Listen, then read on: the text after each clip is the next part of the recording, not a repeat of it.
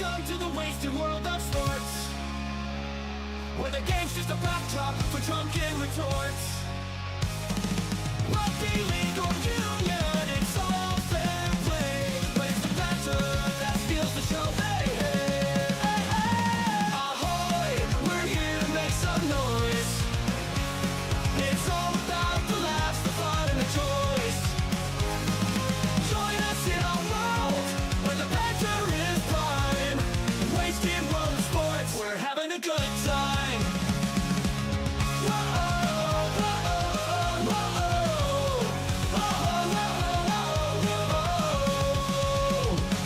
Scrums and tries, they're all well and good, but we're here for the jokes and 10 pants less. From the kickoff to the final whistles blow, we'll take the two and we're ready to go. Ahoy, we're here to make some noise. It's all about the laughs, the fun, and the choice. Join us in our world where the banter is prime. Wasted world of sports, we're having a good time. We break down the plays, but it's all in jest. With a laugh and a cheer, we bring out our best. No serious analysis, no expert critiques, just a bunch of mates sharing plenty of drinks. We'll raise a roll from sideline jokes to post-match tales, all big goofs and their big fails. We're not so serious, and that's our style. With each ahoy, we raise our skies. Ahoy, ahoy, we're here to make some noise. It's all about the laughs, the fun, and the choice. Join us in our world where the banter is prime. Wasted world of sports, we're having a good time. So come along and join our sporty crew, where the banter's always fresh and the laughs are true. Oh, wasted world of sports, here's to our cheer. We'll see you on the pitch and drink some beer. Yeah!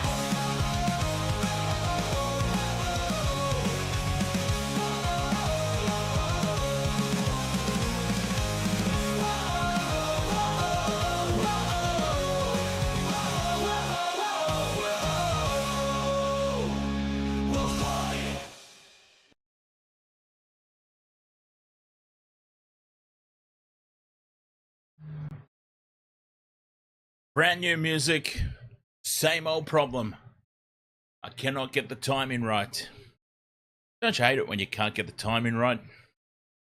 Anyways, ahoy, welcome along. Friday night footy. Thank you for joining me for the early game. The Sharks versus the Titans should be a good one, because I'm telling you, as a supporter of the Sharks for as long as I've been, games like this where they're expected to win, dangerous. I come into this one with absolutely no confidence whatsoever. That said, I've still loaded up on a multi, haven't I? Same game multi. I've gone absolutely batshit insane. Well, oh no, it's all right. It's been 5 minutes. You're allowed 5 minutes, apparently. That's the phantom algorithm thing. You swear within the first 5 minutes is a big no-no. But anyway, that was a friendly swear. I've gone absolutely crazy with my same game multi here. Look, I had a bonus bet. And what's the point of a bonus bet if you don't go all out with it? And I've gone all out with it. So that will pay somewhere in the region. I've posted it on the sports bet feed anyway. A $5 stake for around about a $600 return.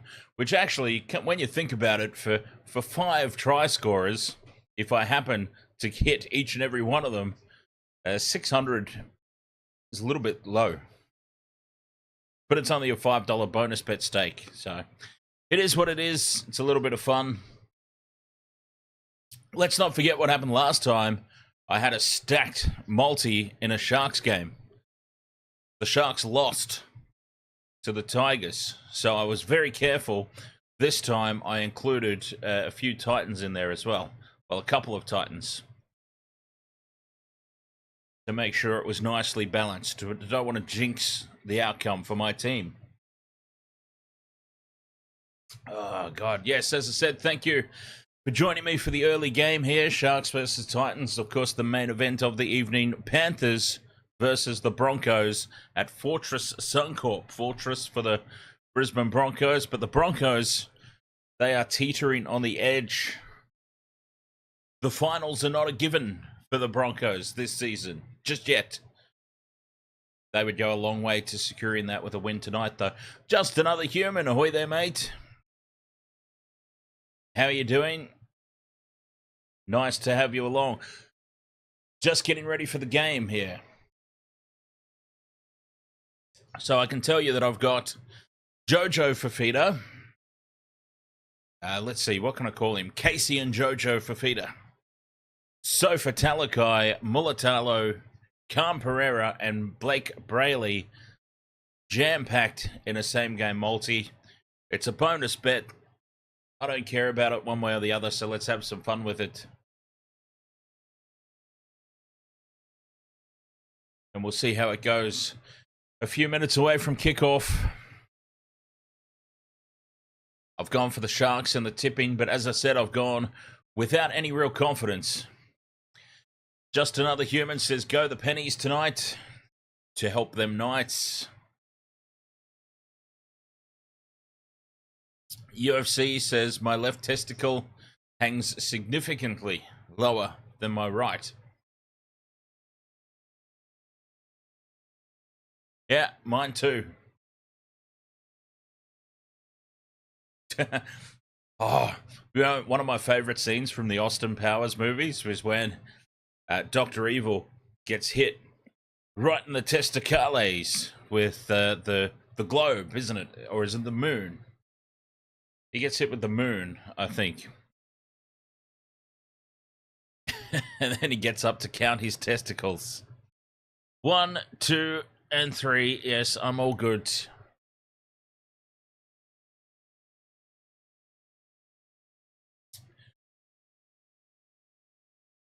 So just another human looking for some assistance for the Newcastle Knights, hey? Mind you, hey, Newcastle, Caleb Ponga back this weekend. People were pretty quick to write off the Knights, and I've got to say that I was one of them. But they've actually punched above their weight this year, and they've been winning without Caleb Ponga.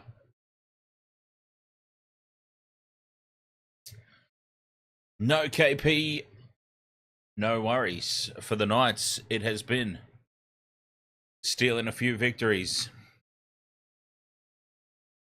Yeah, I don't have them finishing in the 8 still, I've got to say, despite that.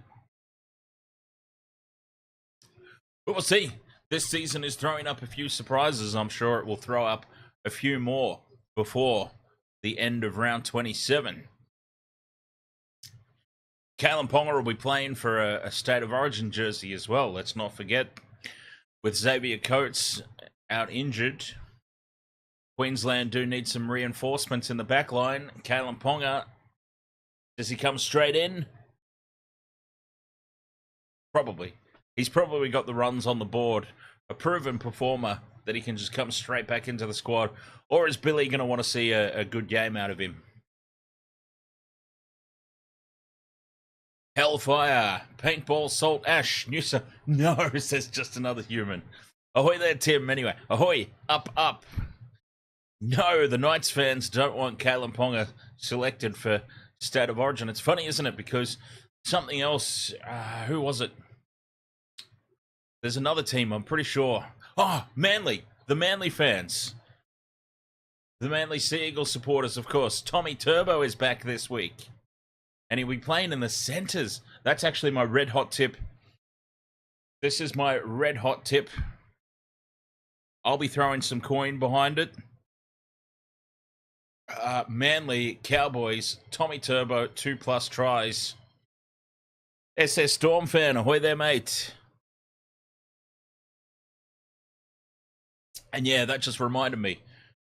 Just another human says, no, We don't want Kalen Ponga selected for Origin. We need him for the Knights. That's what the Manly supporters are saying as well. Please, Michael Maguire, please do not select Tommy Turbo. Well, I think it's okay. I can't imagine Tommy Turbo gets picked. I would be picking Kalen Ponga, though. I would have Kalen Ponga. Let's see. Selwyn Cobbo would come back into the team. Selwyn Cobbo comes back in to replace the injured Xavier Coates. And Kalen Ponga gets selected above Reece Walsh.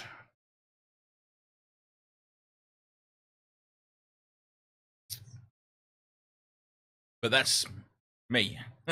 And because I don't go for Queensland, my opinion is probably not worth a whole lot. And David Fifita comes in on the bench, yes. Big Davey Fifita. Speaking of David Fifita,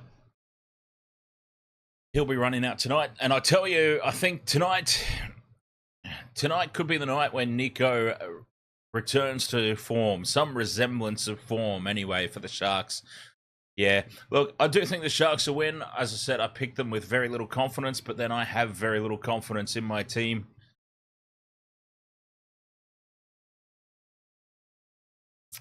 Because I don't support Queensland, my opinion is worth more. Ah, thank you. I just meant, surely you don't take me all that seriously. What I meant. Surely you don't take it too seriously. Surely I jest.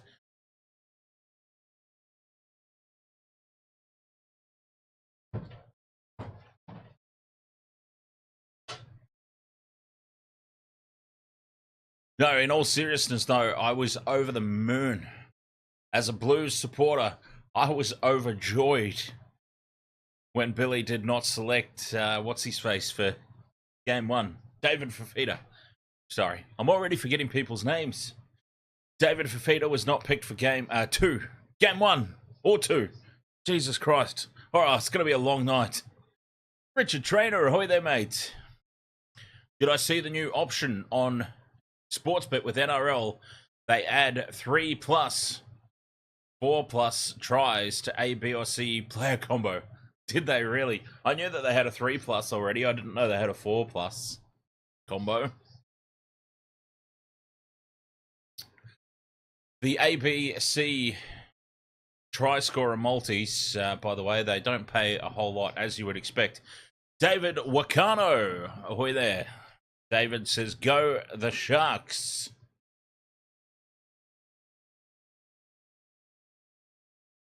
Hell yes.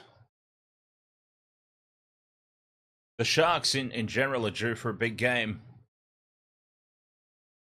And as UFC said, this is a team outside the 8, so chances are pretty good. They still haven't shaken that. What's the word? What's the word I'm looking for? Where they beat all the lower teams, but struggle against the better teams. Flat track bullies, is that what they call them? Booty. Booty. The Sharks have yet to find that precious booty. Speaking of precious booty, there's some cheerleaders. All right. I'm definitely getting this channel banned before bloody, I don't know. Teams are both out onto the field for this one.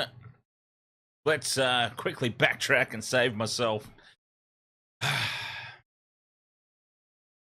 Nicole Feeney, ahoy there. Oh, just another human. Thank you so much, mate. Cheers for the super chat there. You do a great Dan. Go the Blues.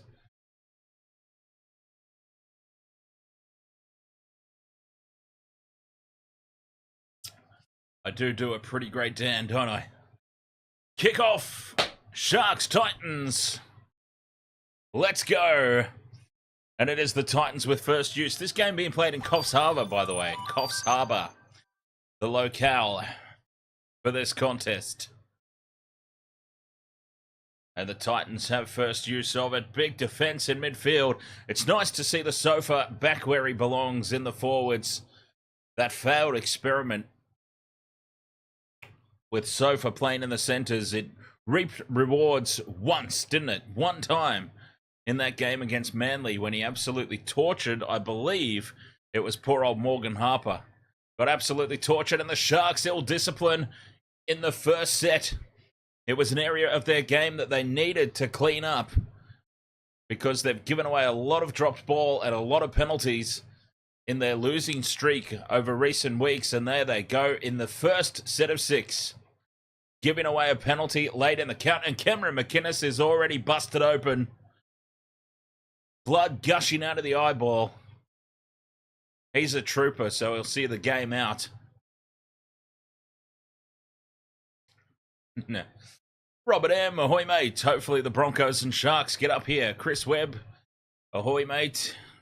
Ahoy Dan, you're the man. Go the Sharks. The old Panthers off to Suncorp Stadium tonight to see his Panthers play the Broncos as the Titans offload here, and nobody was prepared for it. Not any of the Sharks players, not any of the Titans players. Everybody was standing around having a gas bag, figuring out the next move, and the ball just sat there for what felt like an eternity before the Titans finally realized. It's tackle 4 now, 30 out from the Sharks line. Titans, first opportunity. 5th and last. They stay on the short side here, the Gold Coast. Contestable kick to the corner, lost forward by the Sharks. No, knocked backwards by the Titans. Beware the second kick. This time it was lost forward by the Sharks. And it's 6 more tackles. Oh, they're under the pump early here, Cronulla. 6 more tackles, 5 metres out. Titans. And this is a big charge forward by Aaron Clark. In front of the posts on tackle 1. And lined up to the left here, the Titans. Oh, he's furious there, Cam Pereira.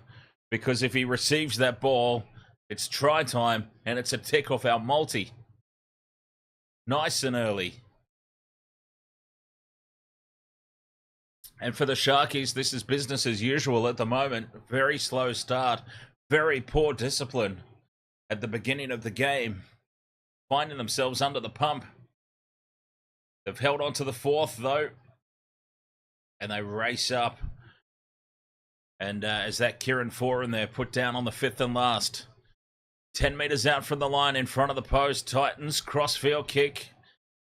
A little too heavy. Or is it tapped back by the Titans? Taken by Nikra, who's tackled in goal. And it's a result for the Titans. More pressure for the Sharks. But it remains 0-0. I'm not sure who busted McInnes, Robert M. there.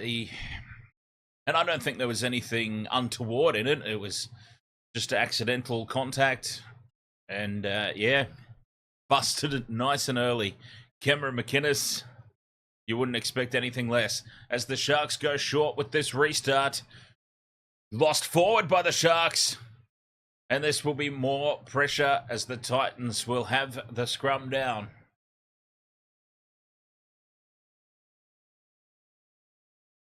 Mulatalo, it is the culprit there, just sticking his arm out, trying to whack the ball backwards.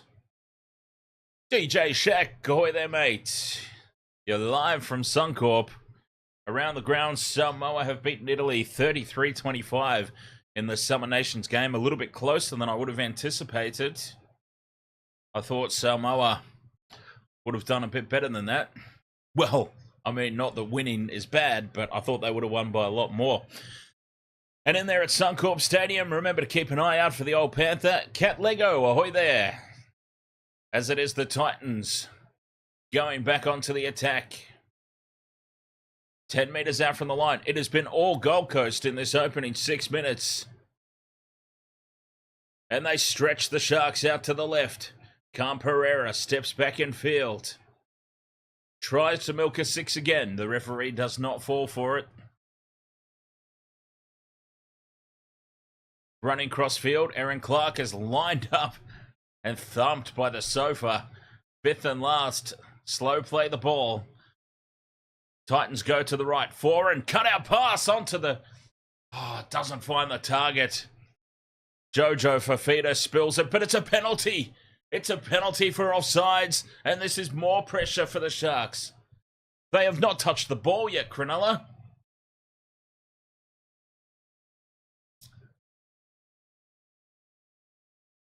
They tap and go quickly and eyeing up an opportunity.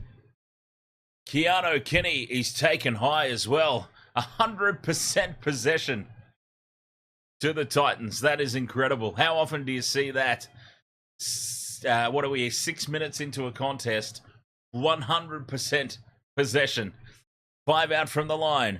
Surely it must tell. Foreign dummies, cuts back in field. Foreign fights away from Will Kennedy. Some more real piss weak defense from Will Kennedy at the back. And the Titans, with their 100% possession stat, finally break the Sharks. And they lead this 4 points to nil. A disaster of a start for the Sharkies. Kieran Foran one-on-one with Will Kennedy. And Will Kennedy again overpowered on his own try line. Honestly, if I'm the Sharks, this is what I'm doing. Will Kennedy has some great moments. He's a liability in defense. Nico was an absolute gun at the back, replacing Pappenhausen over at the Melbourne Storm all that time. Whoa, wait a minute. Has Kieran Foran grounded this ball? The TMO may just interject. And I'll tell you everything that's wrong with the Sharks at the moment in just a second. This try is yet to be confirmed, I believe.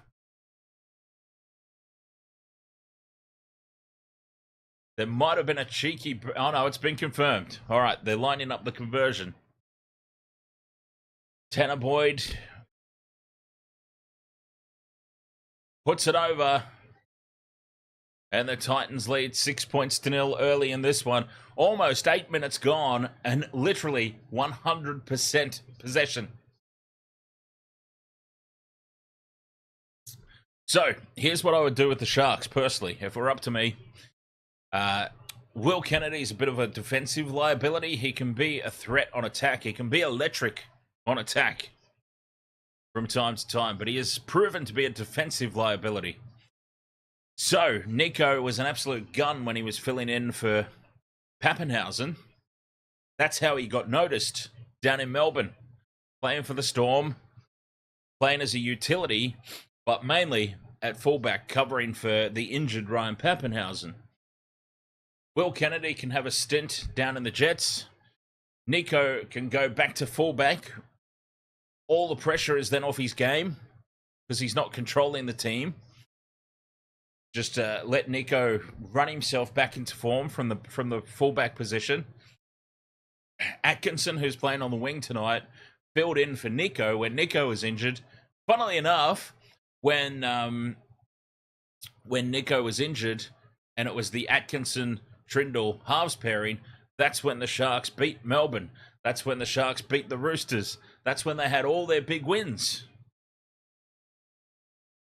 Will Kennedy can go back to the Jets and work on his defense, or at a pinch, have him on the bench. I don't know if he's capable of playing the utility role as the Titans put this ball over the dead ball line for a 7-tackle set, and the Sharks finally get their hands on the ball.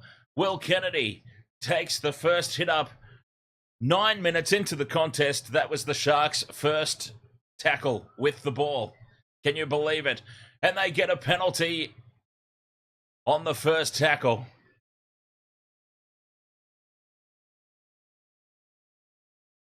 So that's what I would do. Kennedy, go down to the Jets, work on his defense. Give Hines a few weeks at fullback just to run himself back into form, take the pressure off him. Atkinson, Trindle, Halfsbury. But I don't know that Fitzy's got the. I don't know that Fitzy's got the balls to make that sort of decision. He seems like the Sharks seem to have got themselves into this situation where they get coaches who are nice guys, and I just don't believe that you can be a nice guy and a successful coach. As the Sharks go on the attack, can they strike with their first opportunity? Hines inside to Nikora. Nikora straightens. They're half a metre out here, the Sharks. They're literally their first opportunity. It's their first set of 6. Reaching out is Royce Hunt.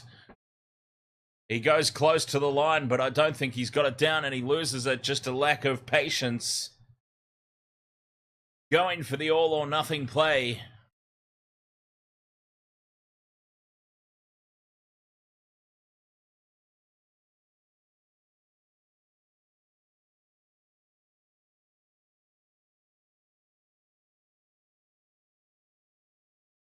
Royce Hunt just needed to hold on to that ball. They still had tackles left. But still, at least for the Sharks, they finally get a set of, well, not a full set of 6, because they lost the ball, but they finally get their hands on the pill. And in a positive sign, they've gone the length of the field. Michelle, ahoy there.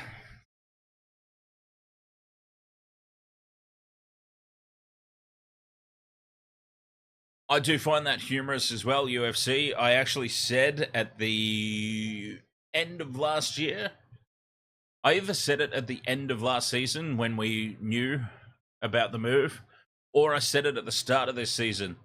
The only thing that would make me cheer for the Raiders is, wouldn't it be hilarious if Jack Whiten buggered off and the Raiders got to the grand final? That said, though, buddy,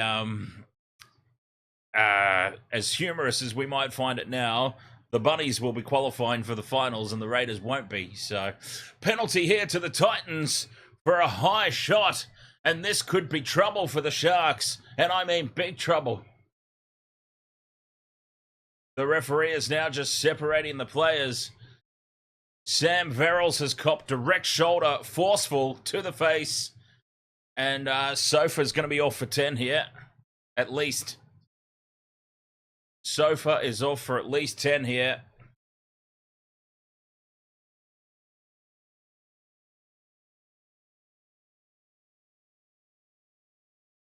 He's in trouble. This was worse than the Swally he hit in Origin. He's gone for 10. That was worse than Swally he's hit in State of Origin, I would just like to point out.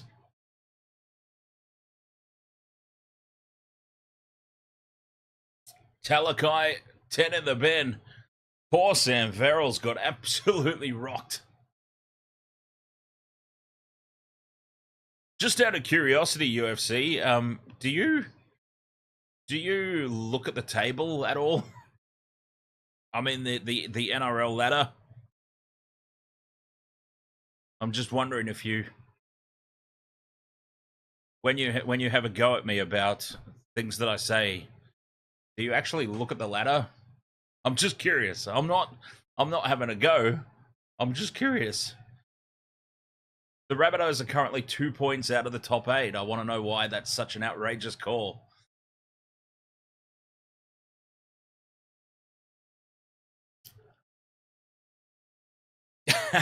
Just shoot from the hip.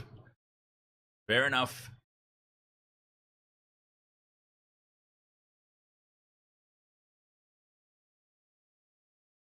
Fifth and last here for the Titans. The Sharks a man down, a Sofa down. The kick down the short side. Mulatalo moves forward, doesn't get a touch on it. It's still fifth and last. Plenty of numbers out to the left. They go a little too quickly, though, but the kick in behind puts pressure on. Calm Pereira races through. Daniel Atkinson gets a shove into the whatever it is back there. Somebody set up a little mini campsite or something in behind the end goal. Just fold up chair and must be a photographer's nook. Robert M says it was Chris Randall that busted McInnes. There you go. The Sharks with another restart. It's low and flat, dribbling across the turf, and Nico Hines collects it. The kick from Trendle was on point, and Nico comes away with it. Forward pass from dummy half. They get away with it, the Sharks.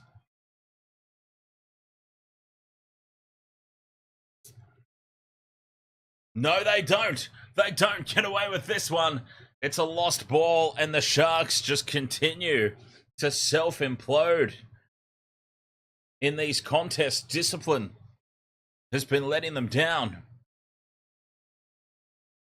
And discipline letting them down big time here in the first half, as they are absolutely capitulating here before our very eyes against the Gold Coast Titans.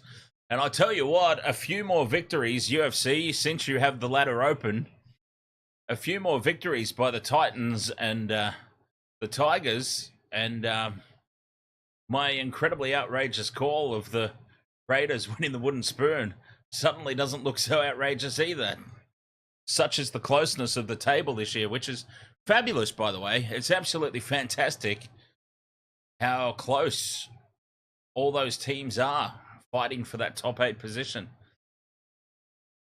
It's definitely the closest the competition's been in quite a few seasons.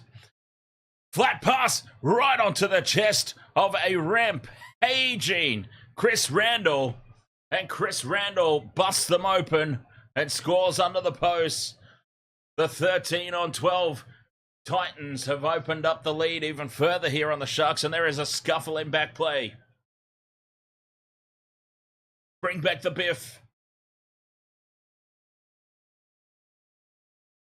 A scuffle in back play. And that's not a good sign either if you're a Sharks supporter. Seeing the players go at it in back play. The frustration has set in early.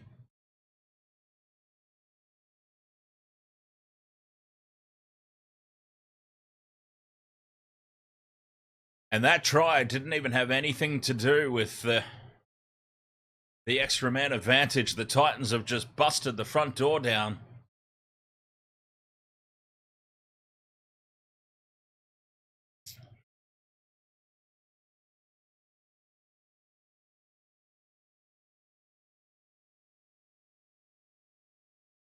And this is absolutely incredible. How in the hell of it, I've picked 5 try scorers. Okay, granted, only 2 from the Titans. I've picked 5 try scorers. Surely somebody hits. Surely.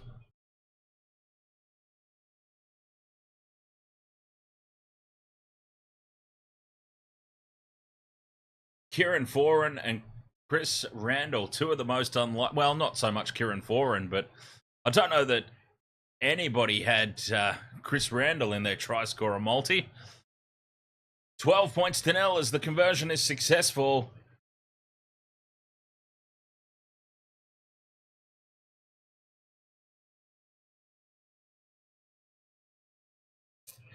And the Titans, I'm so interested to see the territory statistic as the referee has now brought both captains out and is having a chat.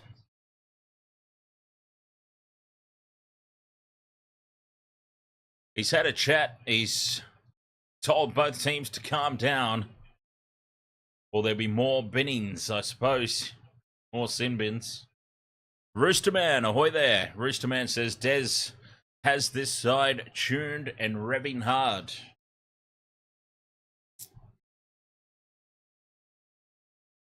The Sharks get us back underway. 12 points to 0. Oh, they've got their tails up here. The Titans throwing the ball around on play 1 in front of their own post from the restart. I can't believe it. 2 tries already.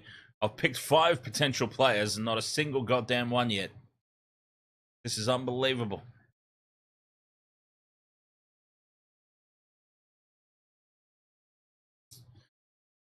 Kinney up to the 40-metre line. Talakai's still got 5 minutes remaining in the bin. It's been all Gold Coast. The Sharks have only had their hands on the ball once or twice, and now Cam Pereira down the short side Gets it back in field to Brian Kelly, I believe it is there. And he's wrapped up. 30 out from the Sharks line on the fifth and last. Foran puts it high for the corner. Kennedy scoots back. Tries to get a foot planted in the in goal. I don't think he got it down in time. This is going to be called a goal line dropout. I don't think Kennedy got his foot down in time. And if they've challenged that, I really hope they haven't challenged this call, because that's a waste. He didn't get his foot down and he didn't get it behind the line. And this is a goal line dropout. More pressure, more possession. The Sharks well and truly under the pump here. But as DJ Shack says, it is very much ill-disciplined. Trindle short with the restart. Flying forward to take it, but missed it completely, I think. Or he's actually gone straight over the top of Verrills.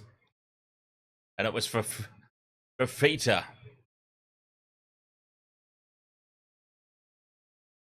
Five out from the line, though. Titans back on the attack.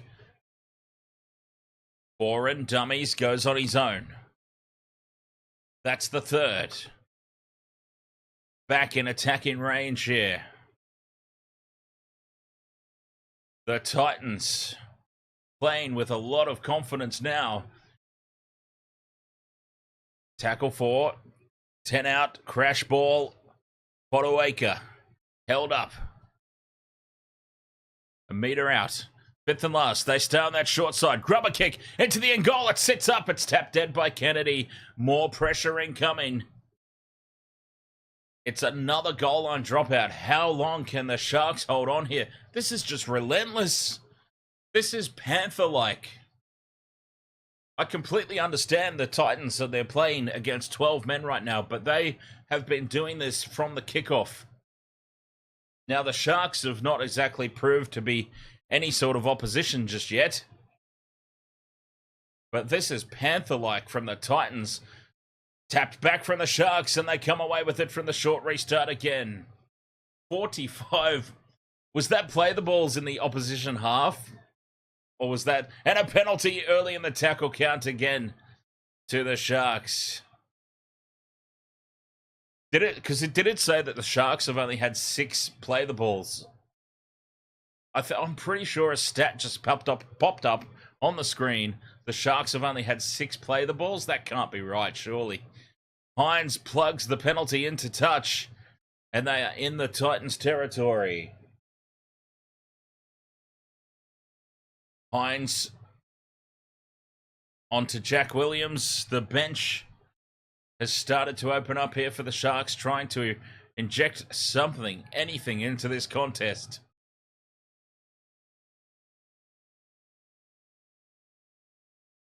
.25 out from the line. McInnes. Talakai with 1.5 minutes remaining. Considering the wealth of possession, territory, and momentum, 12 points to 0 when Talakai comes back on probably ain't that bad, really.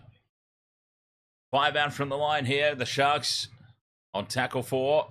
Hines to Trindle. Puts the grubber kick in. Needing this to sit up, and it does. But Keanu Kinney does extremely well to get the ball back in the field of play.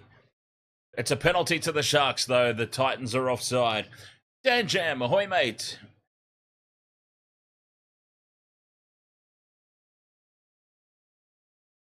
Keanu Kinney doing extremely well. Will Kennedy, again, just a meaningless attempt to tackle. The Sharks tap and go. 10 out from the line. No thought of the 2. I would take the 2 points. Take the 2, get some points on the board. Scoreboard pressure. Talakai comes back on. Hines bobbles the ball. Nearly spills it cold. Oh, that would have been embarrassing. Waste of a tackle, but the Sharks still have it, importantly. Williams, just one out stuff. Not really offering up any threat. He's lost the ball, Jack Williams. Oh, this is incredible. The Sharks spilt ball on tackle 2. I've got to be honest, this is a hard watch. I am calling this game as a Shark supporter, and this is an embarrassment. losing to the Panthers to donuts, I mean, that's one thing. But playing like this against the Titans, no offense to the Titans, but holy hell. This is an embarrassing performance. DJ Shaq. Well, DJ Shaq as well. DJ Shaq and Dan Jam. Are we all excited for the Rugby Internationals coming up tomorrow? I can't wait. The Rugby Union is back. Scotty Razor Robertson has named his first squad. A few surprises in there. Can't wait to see this new era of All Blacks.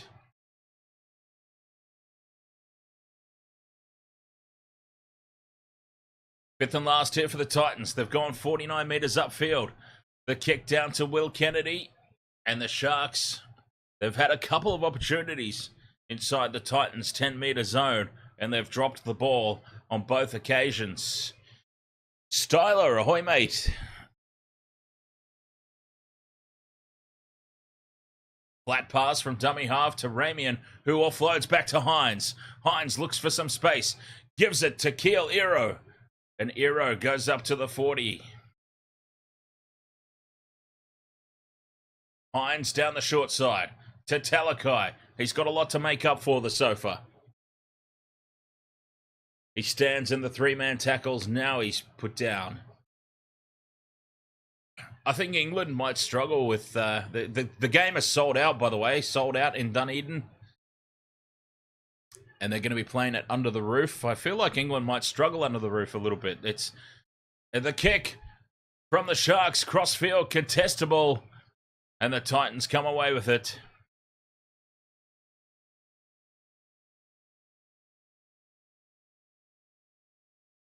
Gold Coast have the ball back. 5 out from their own try line. God, I've got to get rid of this thing.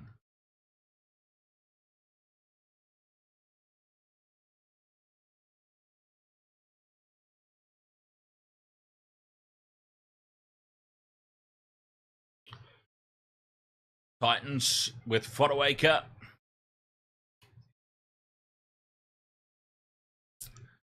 On tackle 4, they put the kick in, looking for a 40-20. Not a good purchase on it. Mulatalo held up in the tackle. 16 minutes remaining.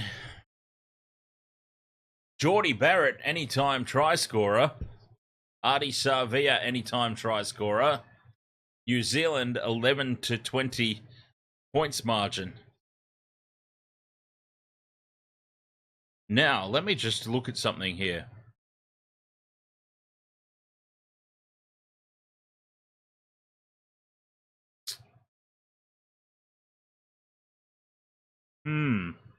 Yeah, no Will Jordan's out injured, yeah? Yeah, Geordie's a good bet. Will Kennedy, dummies, goes on a run, 5th and last. The Sharks back to the Titans 10. They're getting down here easy enough. Inside ball from Hines to Ramian. Ramian's over the line, but has he grounded it? Oh, it's called a forward pass. Handover. Are you kidding me? Are you joking? The referee has called a forward pass. Well, probably not the referee. The assistant, the touchy, has called it forward. Oh, jeez. I don't know. I don't know. I've seen more forward passes in this game. Not called. But they have called that one. That is interesting. And the Sharks, another mistake in the red zone. Whether it was or not is irrelevant. It's in the record books as a forward pass. It's in the record books as another mistake. And unfortunately, as much as you hate to pile on, stacks on when the going's tough. Another Nico Hines error. This is what I'm saying. I'm doubling down on what I said earlier. Will Kennedy to the Jets. Hines to fullback. Atkinson and Trindle. That's your halves pairing. Make the call, Fitzy. Make the call.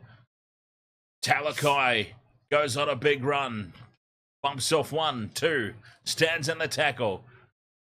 Trindle in at first receiver. To Hines. Ramian pops the pass out to Atkinson, who spills it over the sideline. It wasn't a great ball. And again, the Sharks, just no patience. They're only down by 12 points. I say only. I mean, 12 points is not a big deficit in a game of rugby league. Let's be honest. We see teams come back from 12 all the time. 12 is not a comfortable lead. But they're playing catch-up. They're playing, the Sharks, that is. The Sharks are playing as if they're behind by about 30 at the moment. No patience.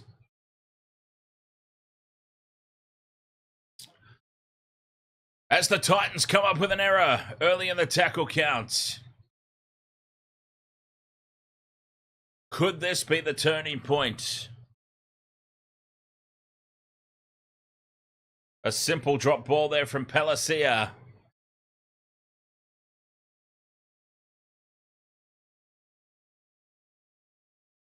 And with 12 and a half minutes to go till the break.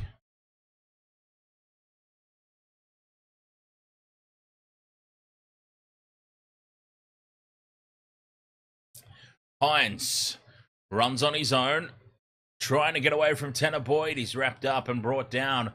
5 in from the touchline. 30 out. They get a 6 again, the Sharks, for what that's worth on tackle 1. Well, it's still worth 1 extra tackle, I suppose, isn't it? As Ramian takes it to the 20-meter line. The Sharks starting to get some ball now. Hazelton. 10 out in midfield.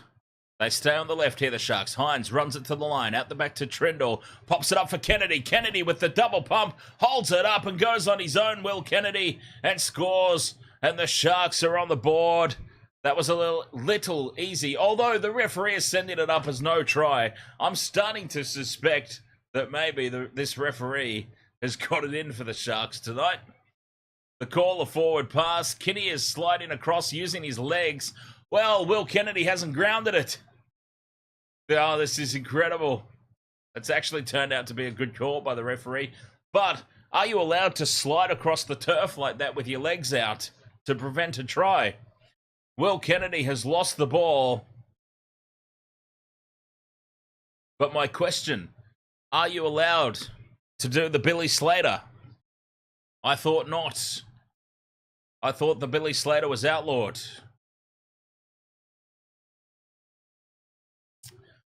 No try. He's clearly lost it.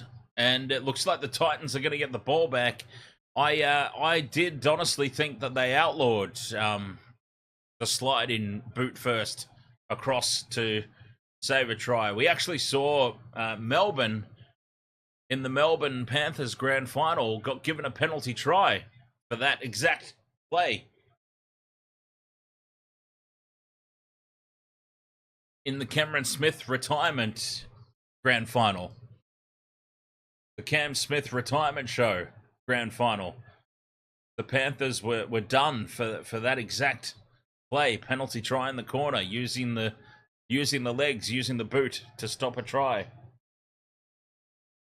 Very interesting. Very interesting. Up to halfway go the Titans, though. Boyd, dummies, almost scoots through. 5th and last.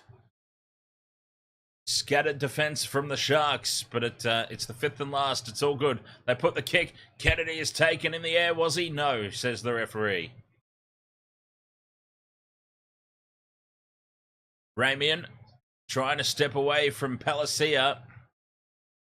The Sharks all the way back down the other end of the field.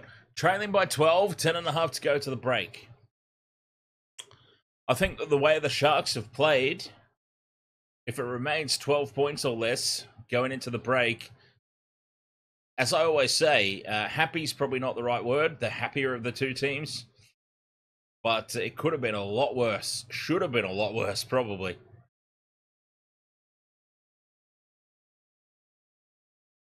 Fifth and last now for the Sharkies. Trindle on halfway puts it high. Taken to the back for the Titans. Well wrapped up.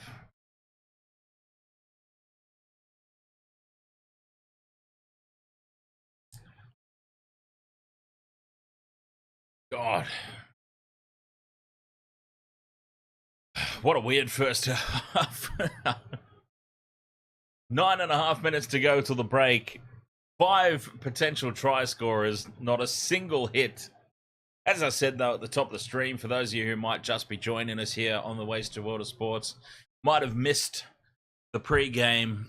I did say it was a little bit of a throwaway bet. It was a $5 bonus bet.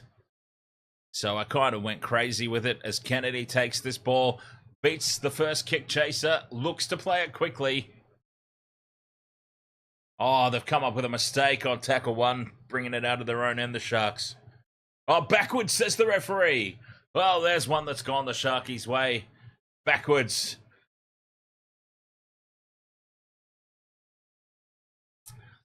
Oh, I was about to pack it all in right there. I was going to pack it all in.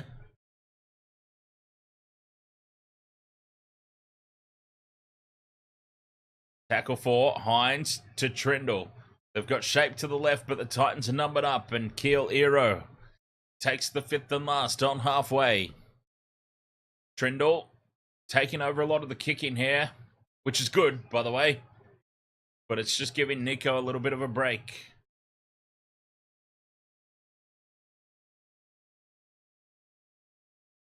And the Titans back in possession. 20 out from their own line. 8 minutes to go till halftime break.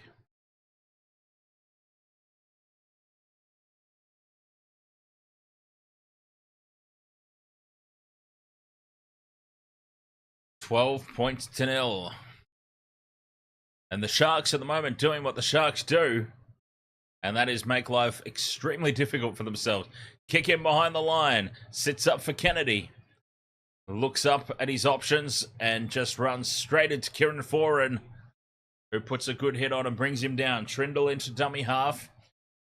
As Mulatalo, the only other Sharks player back there. Jesus. The only other Sharks player back there. Hero. Been relatively quiet tonight, Hero. He's been pretty much forced into just hit up plays. A couple out from the ruck, and there is Ramian bumping off the first tackle. Hines. Flat pass to Hazelton, who almost goes through. Well wrapped up in the end there by Alec Wienek. Trindle, cut out pass to Ero.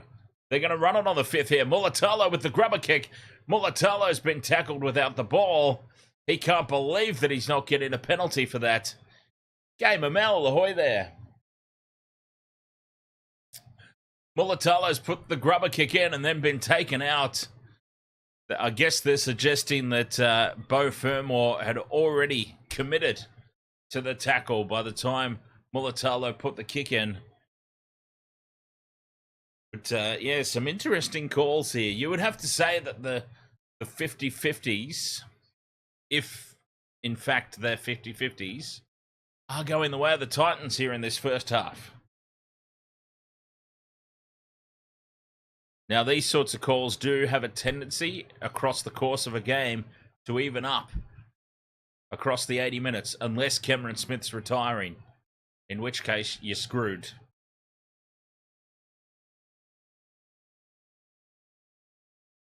Titans go back into Sharks territory. These halftime stats are going to be very, very interesting.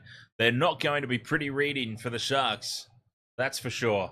And it looks like they're going to be held scoreless, short of some sort of miracle play here. As we approach the halftime break, it looks like they'll be held to 0. The little dink in over the top puts pressure on Kennedy. Kennedy does well to take it at the back.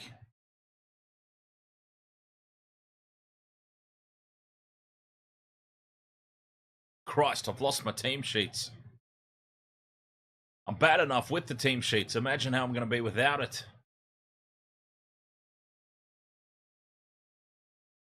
Tackle 3 already here for the Sharks.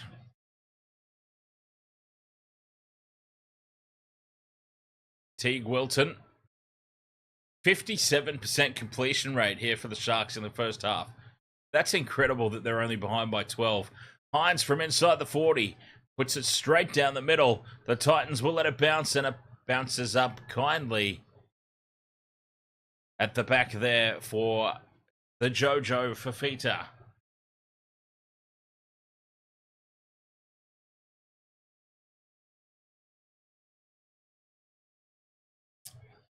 Four and a half minutes left till the break. The Sharks, they seem to have resigned themselves to a team just looking to not leak any more points. And that's always dangerous as Kinney almost goes through. He broke the line, but he fell as he went through. The kick on tackle 4, in behind Atkinson. Atkinson collects, surrenders in the tackle. They give away a goal line dropout, and the Titans are coming for more points. They're after more points here before the break. I've got to say they probably need them too, to be honest. Although the Titans went on with it against the Warriors the other week.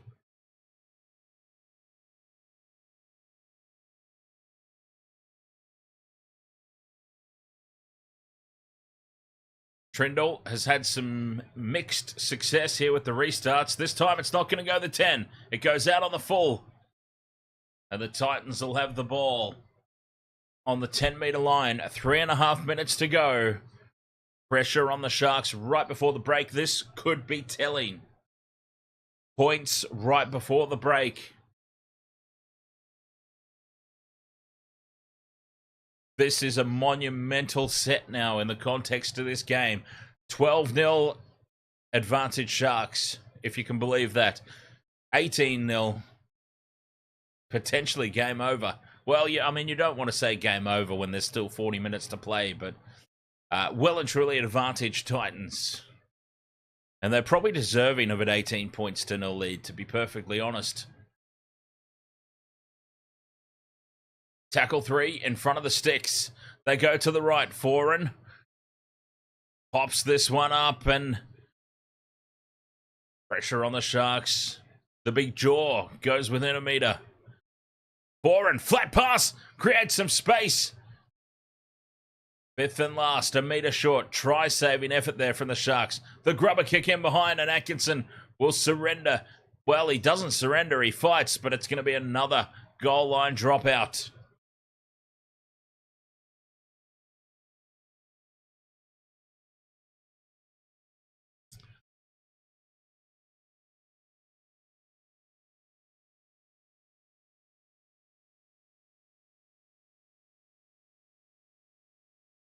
Terrible joke, UFC. Terrible.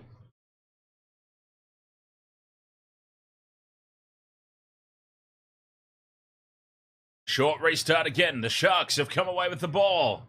Mulatalo fires it back in to Eero. Hazelton's got it now. Shrugs away from one. 1.5 minutes to go to the break.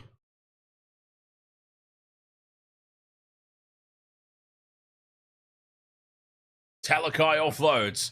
Playing from inside their own territory here.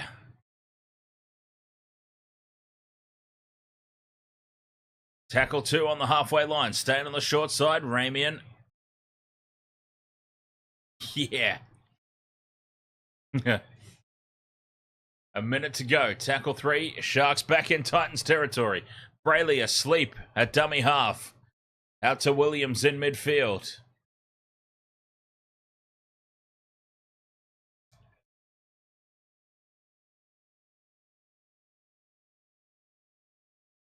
A kick in over the top. The Titans go back to collect it. It's going to be 12-0 at halftime. Oh, it's going to be a very, very interesting halftime dissection of this contest.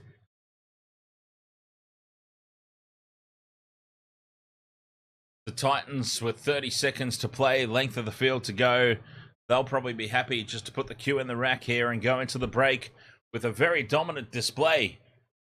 One of the most dominant halves of football we've seen all season. 15 seconds to go. 2,974 subscribers here on the Wasted World of Sports. Thank you so much. As we rapidly approach the 3,000 mark.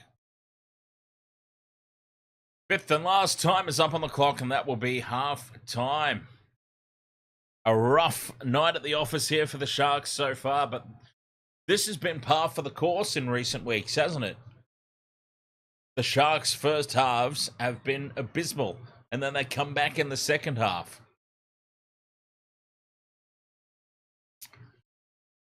Somehow, they're only trailing by 12 points, which is incredible.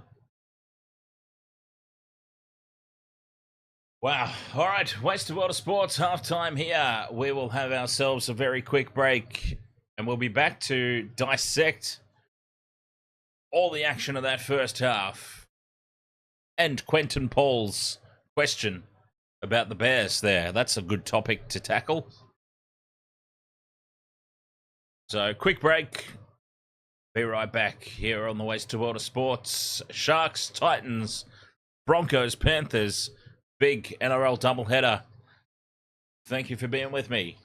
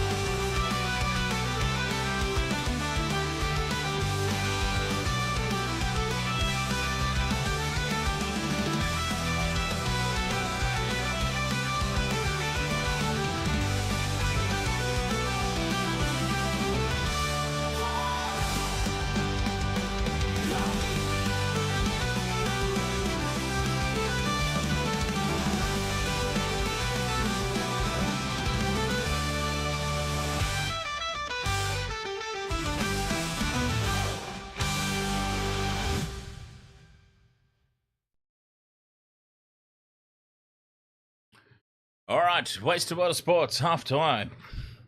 12 points to nil. The Titans doing a number on my poor hapless Sharkies at the moment. But this is what the Sharks have been doing in recent weeks. They've been starting poor. They'll come out well in the second half, but maybe throw it away at the end. Time will tell. Now, Quentin Paul has raised an interesting topic. Quentin Paul has heard that the Bears might be coming back to the NRL. Now, this is an interesting topic because it seemed like just a few weeks ago that PNG were pretty much, like if you read all the reports and you listened to all the media and whatnot, it was pretty much dead set certain that Papua New Guinea would be the next team, the 18th team into the competition. Yeah, well, apparently not. Apparently now the new frontrunner is a Perth team, but Perth are only going to get the nod if they align their bid with the North Sydney Bears, or with the Bears. So, look, I understand that in 2024 and even before 2024, but in times recent, these partnerships, these joint ventures, I understand they kind of need to happen. But what a ridiculous one. I mean, Perth and anybody. There was talk years ago of the Sharks being relocated to Perth. And what a relocation to Perth means is you would get the Perth Sharks, for instance, which was pitched back in the day. Or now it'd be the Perth Bears. But most of the games, I dare say, would be played in... There would be games played in Perth, obviously, but most of the games would be played in Sydney. Or maybe not even most of them, but it'd be a joint thing. So half the home games would be in Perth, half the home games would be in North Sydney Bears territory, if that makes sense. I think I've explained that correctly. So it's not really the Bears coming back, is it?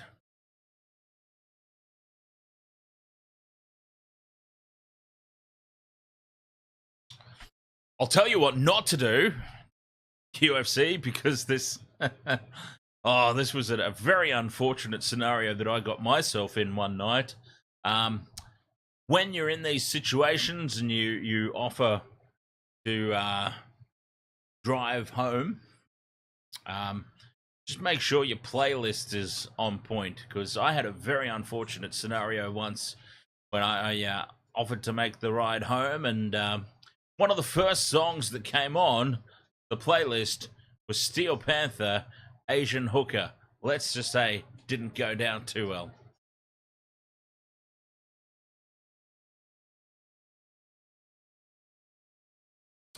So it's not really the Bears coming back, is it, Quentin? Really, it's a joint venture. It will always be a joint venture.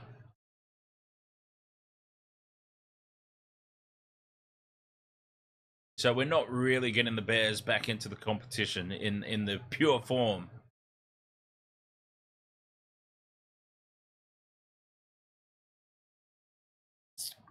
So that it is what it is. But I understand it. I understand. I mean, probably can't sustain a team in Perth on its own, and you probably honestly can't support the Bears coming back in on their own. I mean, I would love to see that jersey back again. I was a big fan of the North Sydney Bears uniform, and they had some good players too. Jason Taylor, I remember at one point there. Well, actually, let me have a look. I've got my cards right here. I just recently purchased this off eBay because I'm a bit of a nerd. I'm a bit of a merchandise nerd. Let's see. The Bears might have still been around here in this period of time. We've got the South Queensland Crushers, the Western Reds.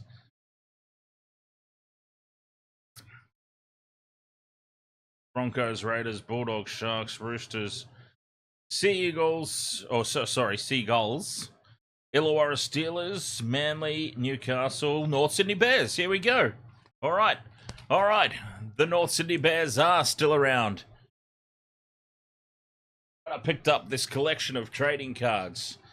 So here we go. We've got Chris Caruana, David Fairley, Greg Florimo, Gary Larson, Billy Moore, Matt Sears, Mark Sodden, Jason Taylor, the MVP. Now I picked up these babies for $50. Free postage and everything.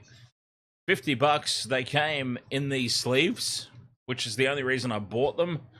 They were preserved already in the collector's card sleeves.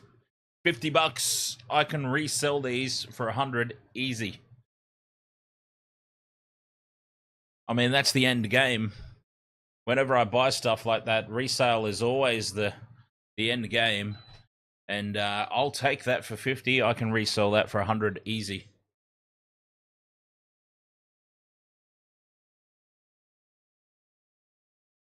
Yep, I forgot to put Mixer in that. See, I got distracted. You got me talking about the Bears. Mate of mine and I, we used to do that all the time back in the day. We would have our glass on the table and we would pour the whatever it is we were drinking at the time, the whiskey or whatever. and we would pour that into the cup, and then we would get sidetracked with conversation. And then by the time we went back to the drink, we would forget that, we haven't put mixer in yet. I can't say as I've ever done that on live stream before, though. That's a new one. Not at all, UFC. Not if you do it properly. I mean, I've got... And by the way, that was not a... That was not a... Yeah, that came across a bit more smug than I intended it to, I guess is what I'm saying. But no, I... Not meaning to sound up my own ass, but I mean, this is what I do. I actually have a registered business in Australia and New Zealand that this is what I do. I resell collectibles.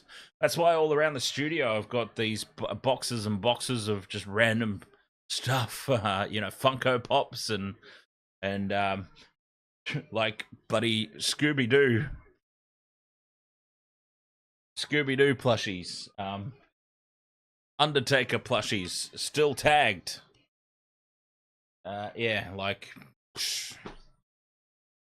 It's the store that I keep promoting. Like, all the Wasted Water Sports merchandise is through the store that I've currently taken down for a little bit of maintenance and a little bit of a rebuild. But where I was selling all the Wasted Water Sports t-shirts through, that's my little side hustle. So I check out eBay, I check out Facebook Marketplace,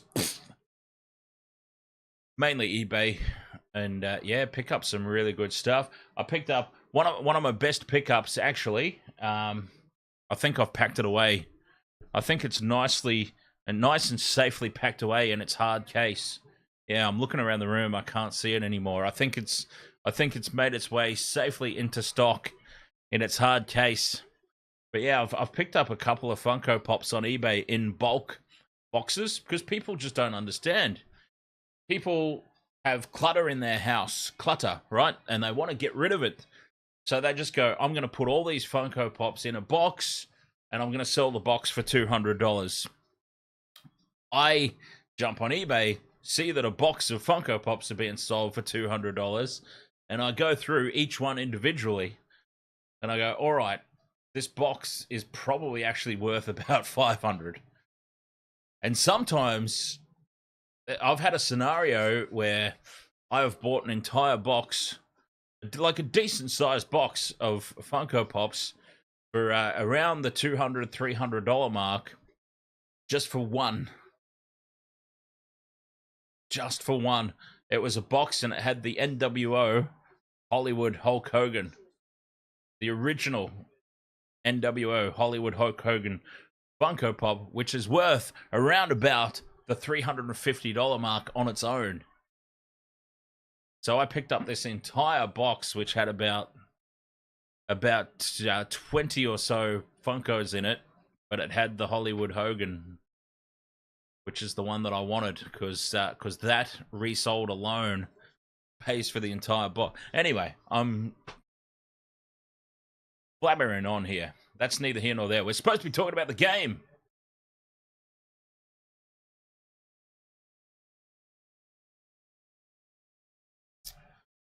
And we've run out of time to dissect the halftime chat because here come the teams for the second half.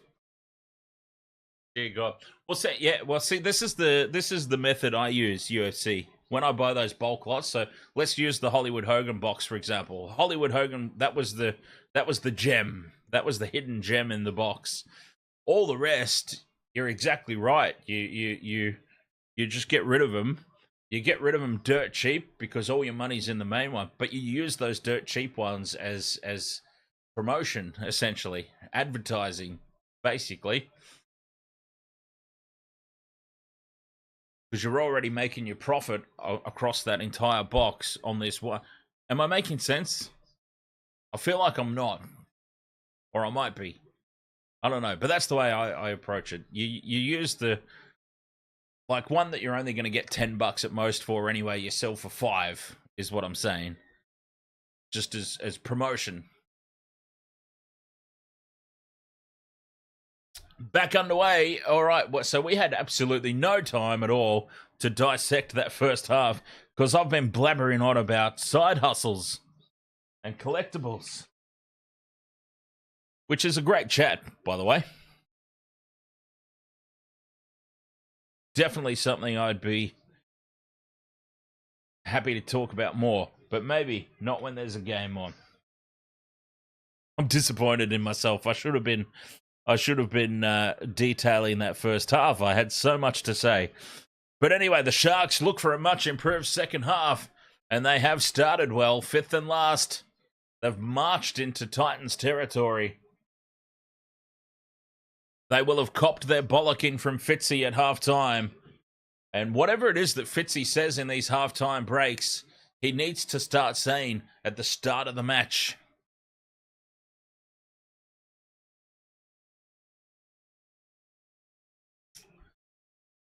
Because they put themselves under complete and total unnecessary pressure, the Sharks. And now a penalty to the Sharks early in the second half. A defensive penalty at that. And to make matters worse, Keanu Kinney is limping in back play. In front of the play the ball. Yes, okay, there he was in front of the play the ball and then getting involved. If you're in front of the play the ball, you are out of play for that tackle. And Sam Verrills went and got involved. 20 metres out from the line, the Sharks. Can they start the second half with a hiss and a roar? Talakai takes tackle one. Hines inside ball there to Nikora. Nikora winds up. 5 metres out. On tackle two. Slow play the ball. Brayley to Hazelton. Just to the right of the posts. Opportunity here for the Sharks. Decoy there from Williams. It goes out the back to Trindle. To Kennedy. Pops it up for Keel Ero, who steps back in field. Well read by the Titans defence. 5th and last. Brayley fires it across to Trindle. Numbers to the right. Trindle goes the kick. It's a little too heavy and it's taken by the Titans for a 7-tackle set. Well, they've gone and cocked that up there, the Sharks, haven't they? Still a good start to the second half.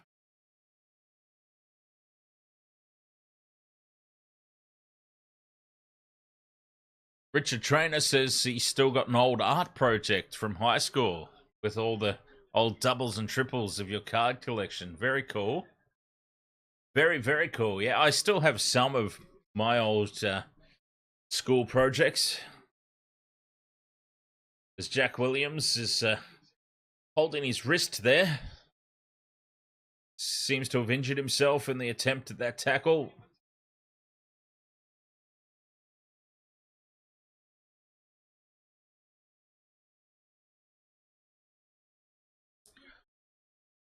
£12 the Titans lead. We've got an injury stoppage here for Jack Williams as he gets treated. He'll be right, surely, after that. Play the ball on halfway. Tackle two. Titans. Back into Sharks territory. I missed those halftime stats. Wolfie, ahoy there. You took the Titans. Bold call at the time, but certainly not a ridiculous one by any stretch. As the Titans now take the 5th and last. 25 out from the Sharks line in midfield. Foran puts it high. Contestable kick. Perfectly placed. Penalty to the Titans. Maybe. Yes, it is. Penalty to the Titans.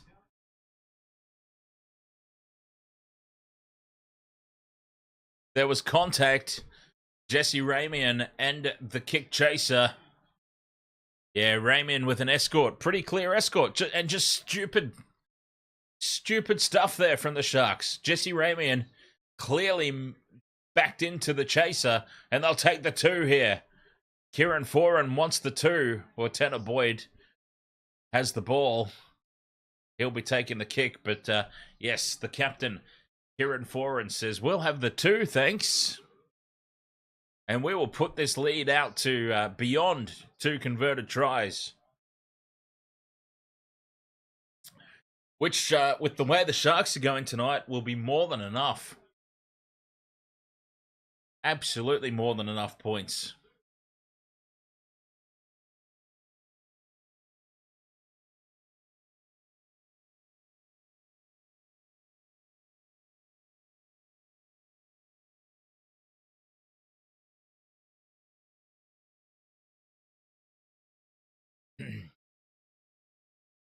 Tanner Boyd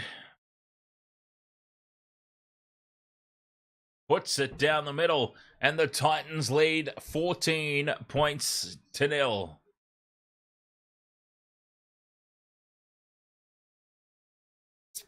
Five minutes gone in the second half.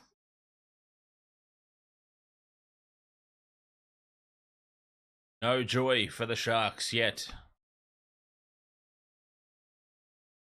No joy for my multi. Jeez. This is... Now, I know it was just a bit of a... I'm not going to say a joke. As I said at the top of the stream, it was a throwaway multi. It was a bonus bet, so I just went all out to try and get as much money as possible. It was a $5 throwaway bonus bet, so I really wasn't expecting it to pay out, but holy hell. It's probably, considering I've got 5 potential try scorers there, this is potentially the worst same game multi all season. Titans spill the ball from the kickoff. Not quite Ben Hunt style, but an error from Pahulu.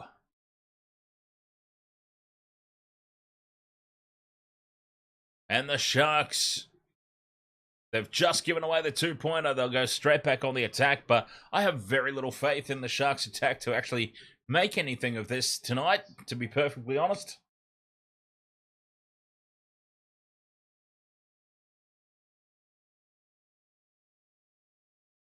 They will have the scrum down in midfield, 15 out. They break to the left. Hines to Iro. Iro's wrapped up.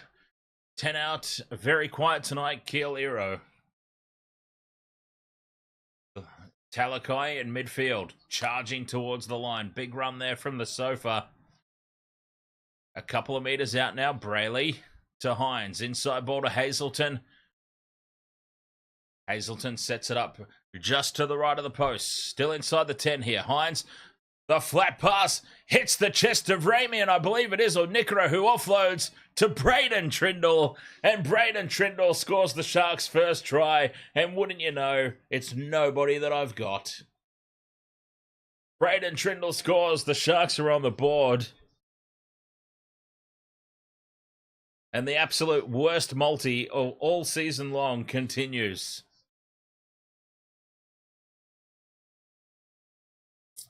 Hines to Nickera.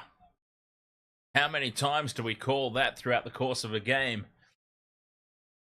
Beats Tanner Boyd in the tackle. Gets the offload to Trindle. Try confirmed. It's a tough conversion, though. Tough kick from out wide. Is Hines up to it? He's been kicking well for the most part this season, Nico. But the pressure kicks are the ones he's missing. And this is a little bit of a pressure kick.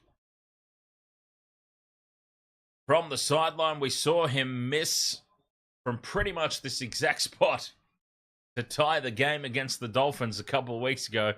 The game situation's a little bit friendlier on him at the moment as he moves in, strikes it, and pushes it off past the far upright.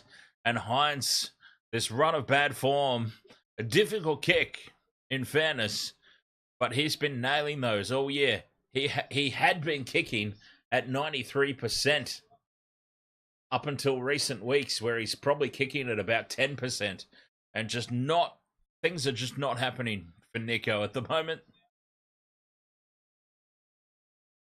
14 points to 4, though. The Sharks are on the board. You get the feeling they're going to have to do it in 4s.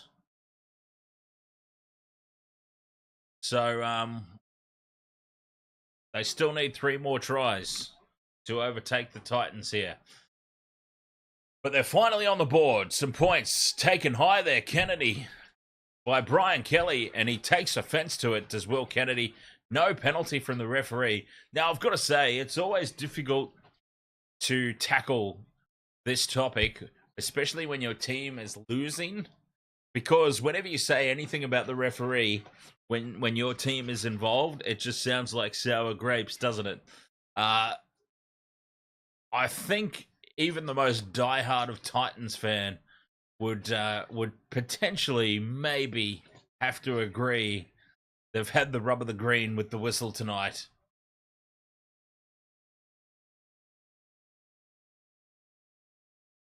And just as I say that, the Titans do give away a penalty here on tackle 5. David YT, ahoy there. Titans will win this one. They've captains challenged. It was a penalty late in the tackle count.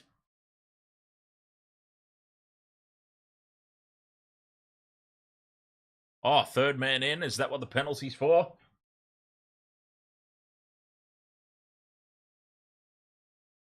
Well, the Sharks have just dropped this. I think the penalty was for a rake by David Fafita.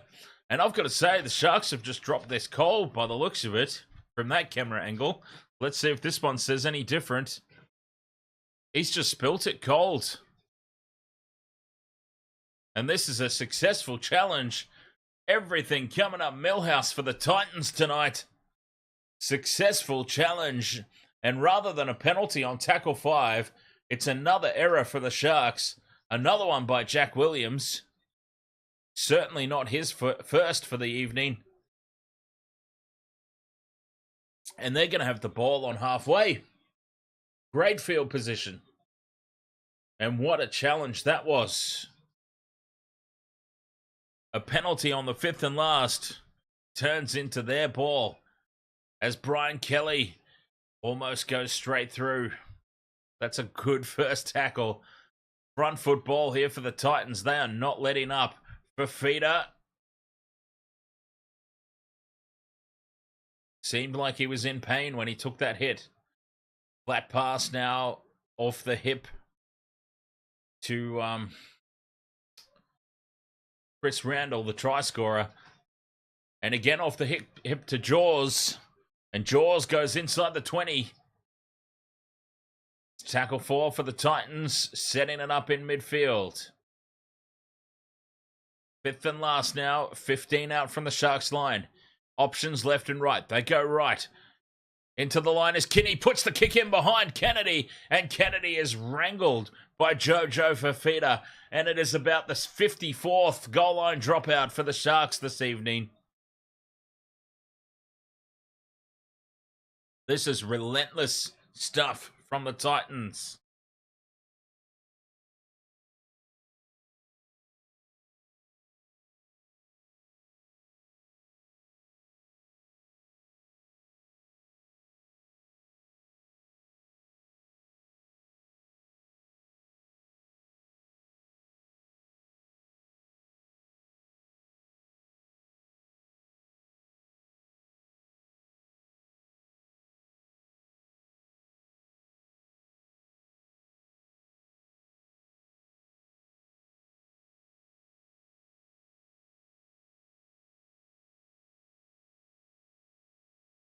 The restart is cocked up again.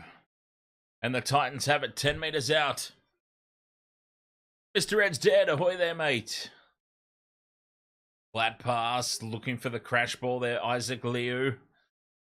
Taken a metre short here. Titans tackle 2. Foreign to Kinney. Kinney puts the goose step on. Gets the ball free to Beau Fermor. Runs in behind.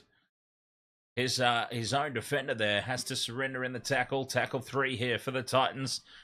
The pass across the face of the defense in front of the post and scores.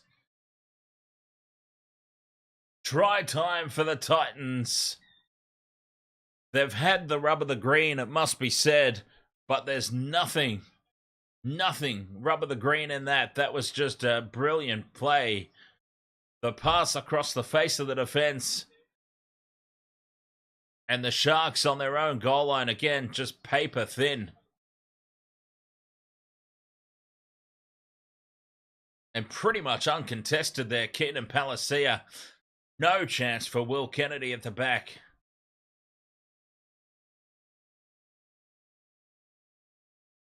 David YT says, so if the Sharks lose this, and the Roosters will win to the Dragons and be third.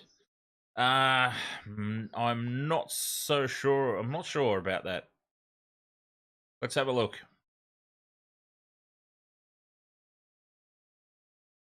As the Sharks continue this nightmare run that they're on.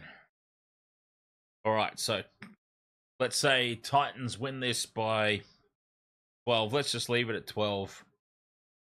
Roosters beat the Dragons. Yes, the Roosters do jump above. Family over everything. Ahoy there. The Roosters will jump up to third. Indeed. And if the Broncos... Here's another scenario, David.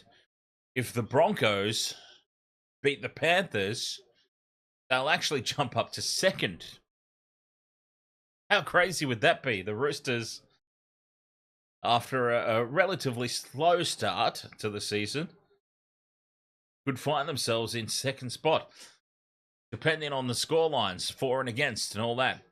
Sharks, get us back underway. Titans have it, leading 20 points to 4.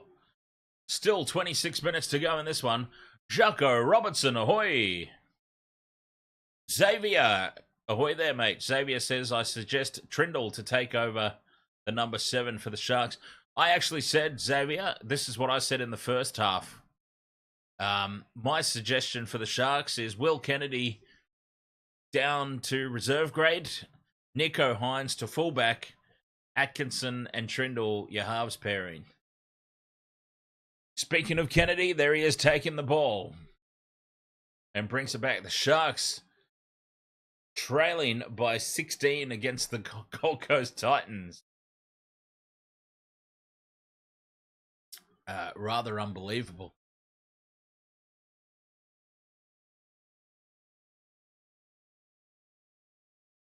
Jacko Robertson can't wait for the Springboks.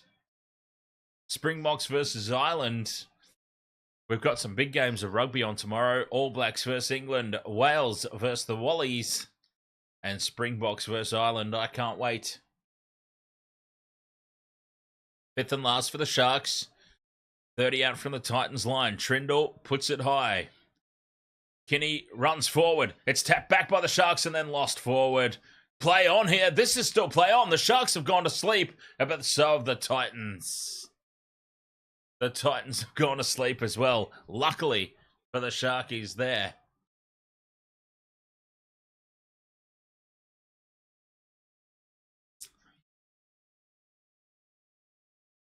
Wolfie says, I thought Fitzgibbon was a defensive coach. So did I, Wolfie. So did I. I've also found that Fitzy seems incapable of making the tough decisions. He seems to want to be the Sharks seem to get stuck with the nice guy coaches, if you know what I mean. Like Josh Morris was a nice guy coach, wasn't he?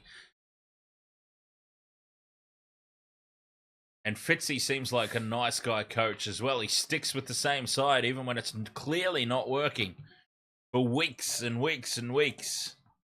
I still reckon, honestly, Jack Williams needs to go. Kennedy needs to go down to the Jets. Nico to fullback. Atkinson and Trindle for the halves pairing. Crash ball. Tapua goes close. They're on the attack, though, the Sharks. Another crash ball. Is this all they've got? All they've got is crash balls. Tackle 4. Hazelton now goes on his own. Another crash ball out the back. Fifth and last. They seem to have nothing here, the Sharks, other than a crash ball. They're 5 meters out from the line and they're just going crash play, crash play, crash play.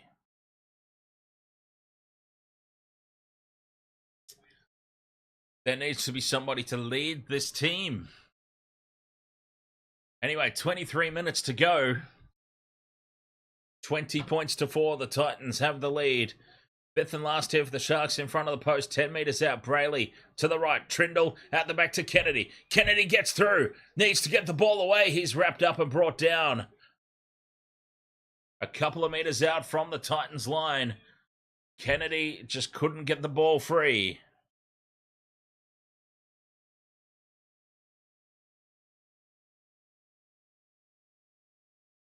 And the Titans have got a long way to go, but they have the ball, which is the important thing, of course. Wow, Jacko Robinson, England 38, All Blacks 17. You are not the first person, Jacko, that has predicted a big win for England. Personally, I think England are going to struggle under the roof there in Dunedin. It cannot be overstated, the conditions. Now, I'm sure that over in Europe, there are plenty of indoor stadiums, right? There must be. But Dunedin's a different beast. I'm just not sure that they're prepared for a sellout crowd under the roof in Dunedin. And the game is sold out, by the way. I'm just not sure that they're ready for that. And I'm also pretty sure it's not air conditioned. I'm fairly certain it's hotter than Satan's ballsack inside the bloody shell there at Dunedin. Big run here from Tapua. Gets the offload back to Hines. The Sharks, they're playing frantic helter-skelter catch-up footy now. They were playing catch-up footy inside the first half when they were only trailing by 12. Now they're down by 16. It's getting more helter-skelter. Fifth and last, and Trindle puts it high. No pressure on Kinney at the back. He can just plant himself under this and take it. Titans well and truly on top here. I can't believe it. I really can't. Not so much the fact that the Titans are winning. I can believe that. It's just the sheer level of dominance. The scoreline, the margin. The absolute dominance they've had in every facet of the game.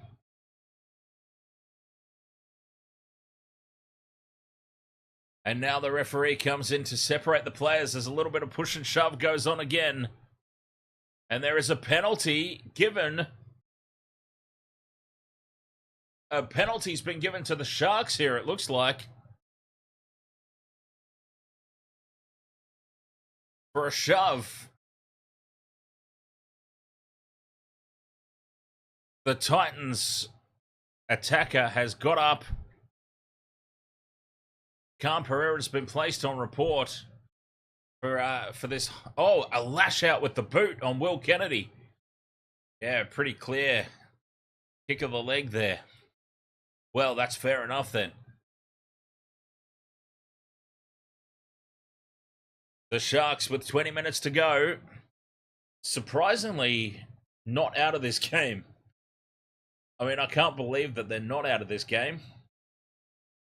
On the scoreboard, it looks miserable, but as Hines has been lifted up, taken without the ball. No thought of a sin bin. The Sharks go quickly. Here's Wilton.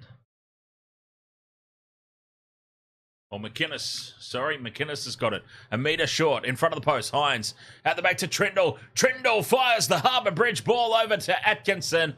And Atkinson will score for the Sharks. God damn it. Are you joking me? 5 potential try scorers on my list. Not a single one. Not a single bloody one. But the Sharks have scored 20 points to 8. With the conversion to come.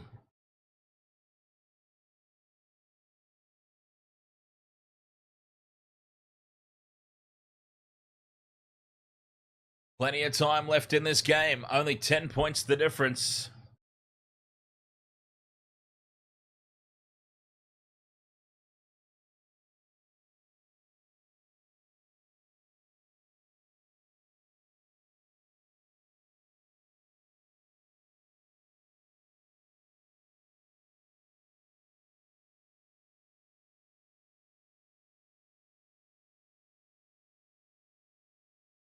And with a conversion attempt that surely even Nico Hines on his worst day can't miss. Should make it 20 points to 10.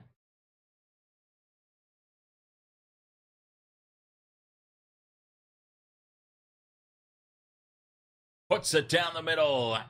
And with 18 minutes on the clock, 10 points the difference. They have made it extremely difficult on themselves here, the Sharks, but amazingly, they are not mathematically out of this game.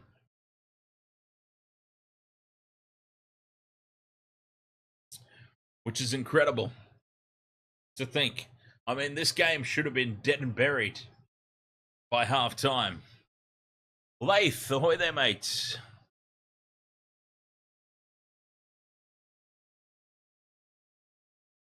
Not mine. Now, as I said at the top of the stream, just so we're all clear, my same game multi tonight was a complete throwaway. I had a $5 bonus bet, so I went absolutely insane with it. But I still can't believe that I've picked 5 players and not a single one of them has scored a try yet. That's insane. Big run here from Tapua. He is a big, big boy. The Sharks have still got it all to do, though. Fifth and last now on halfway with McInnes. Hines is down the short side. Trindle's open. They go for Trindle. Good move.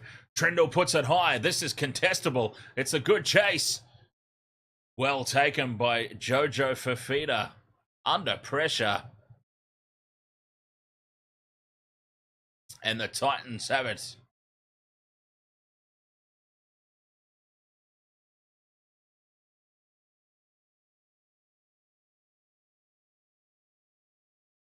Malcolm says this is better than watching the UK election. Well, I would hope so. I would like to think that Waste of Water Sports is a little more exciting than elections. Titans back into Sharks territory. Fifth and last. Boyd puts it high. A contestable kick. Pressure on Kennedy this time. Moves forward, takes it. Well, Kennedy does extremely well there. Calling for a knock on here, the Titans. I felt like there was a little bobble there from Kennedy as well. Terrible service from dummy half. Atkinson has to dive forward to collect it. Oh, the Sharks are just imploding here. Right before our very eyes. The self-destruction of the Cronulla Sharks continues. They spread it wide early. Mulatalo calls for Iro to cut back on the inside. They lose the ball. Backwards, says the referee, importantly. It's 28 points to 10, by the way. The scoreboard's a little slow. McInnes to Hines. Now Kennedy in the line. Just feeding it on. Ramian straightens. Gets the offload back to nobody. Atkinson was held back there. Could have been a penalty. Not called. Down the short side they go on the fifth and last. The kick in behind.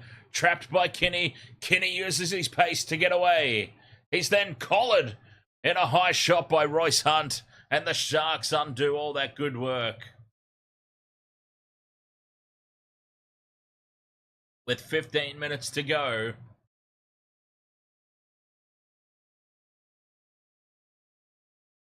Again, ill discipline from the Sharks.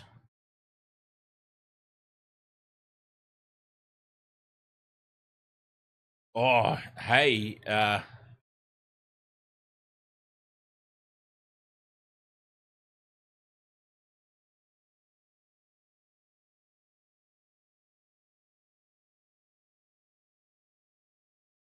Yeah, what's going on with the next game?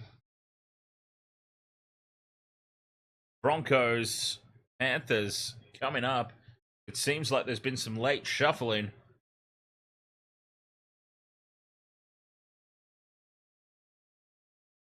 Fletcher Baker. Oh, yeah, Tony Staggs. I already knew Tony Staggs was out.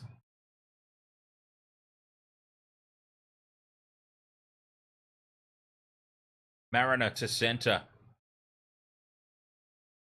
Interesting. Interesting. The big D playing center. Spilt by Nico Hines here. That's a big mistake with the game when the balance. Nico looks like he's about to cry. Oh, he's picked up the ball and then just drops it cold. That's really poor.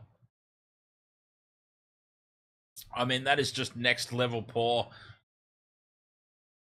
We all want to be nice guys, right? But something's got to be done. Something has got to be done. Honestly. For the Sharks. They are in a rut.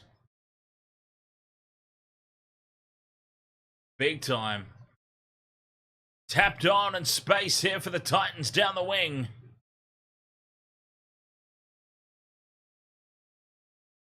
They're 5 meters out from the line here on tackle 2. This would be the match winner for the Titans.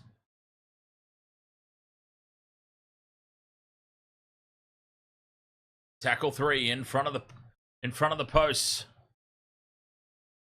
Foreign, and they've lost the ball here, the Titans. So the conditions are obviously a little bit slippery, in fairness. The Sharks come away with it. 12 minutes to go. They would need to think about scoring a try pretty much in the next couple of sets here, the Sharks. Brayley breaks away from one tackle, wrapped up 40 meters out. Tackle 2 here for the Sharks. Hines fires it across to Wilton.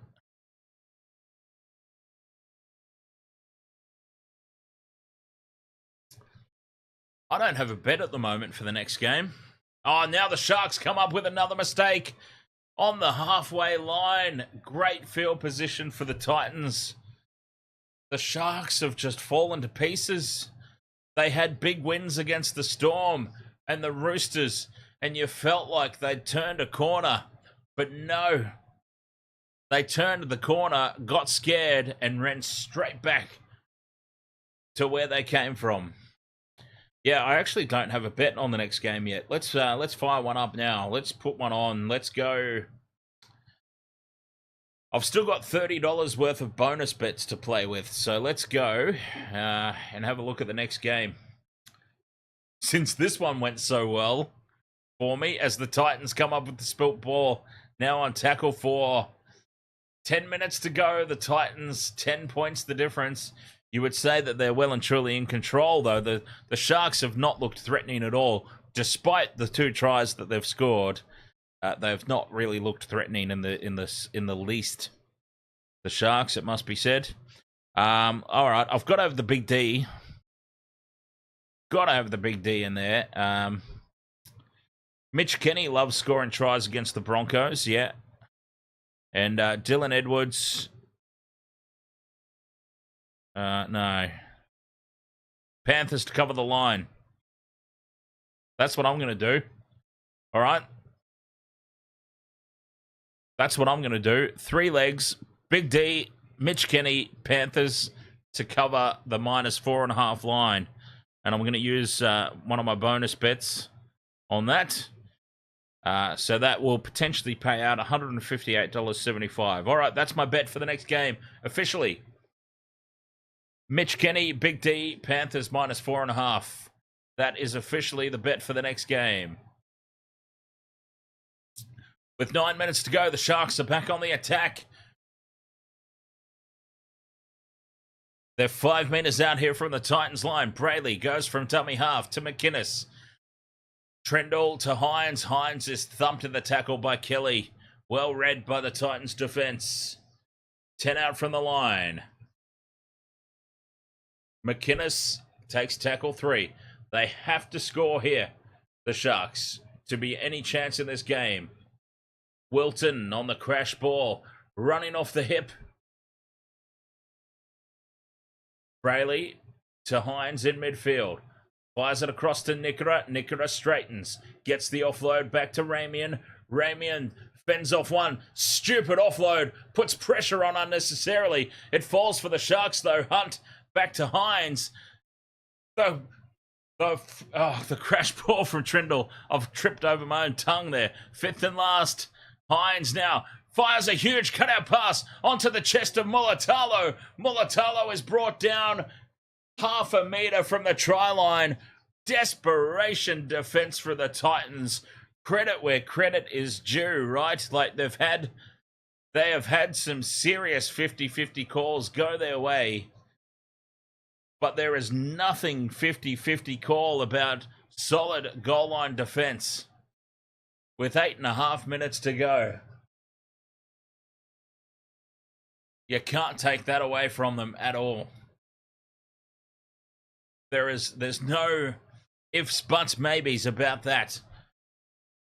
Scrambling goal line defense from the Titans. Just way too good. Tackle 4 though, rocked backwards in a huge hit from McInnes.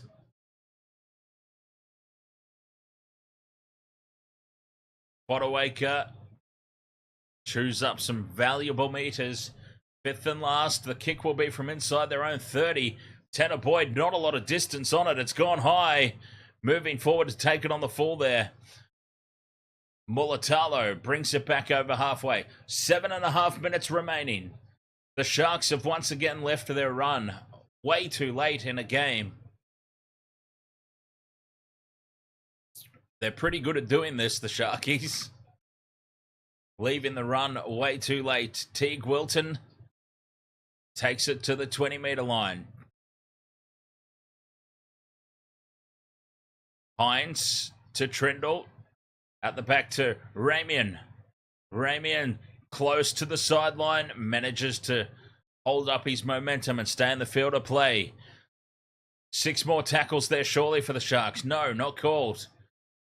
Tapua gets the offload. Back to Brayley. To Hines and Hunt. Pops it back to Hines, who throws the pass to nobody, and it's been lost forward there. Backwards, says the referee. Well, there's one that's gone the Sharks' way. Hines again to Kennedy, and that's the 5th and last in front of the post, 10 metres out. Lots of passes, but going nowhere as Trindle puts the step on, fires it back straight into the loving arms of a Titans player. And that'll be the ball game. Well, if it wasn't already over. And that sums up the Sharks' night. The desperation in defence from the Titans. Playing like a top 4 side, it must be said. The Sharks are playing like a wooden spoon side in comparison. But in fairness here for the... in fairness here for the Titans, playing like a top 4 side.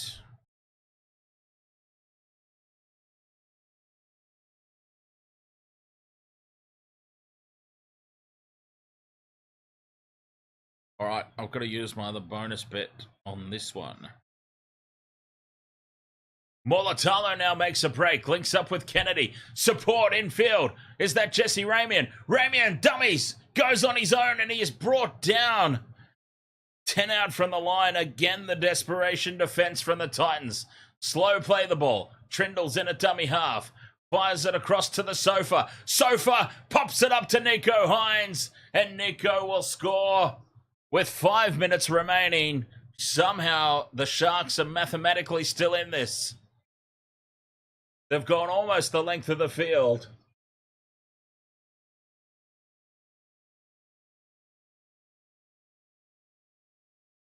Ronaldo Mulatalo set it up. Nico Hines has scored. And still, I can't believe it. Hasn't there been like 6 or so tries scored tonight? And not a single hit. Not a single hit on that multi. That's incredible.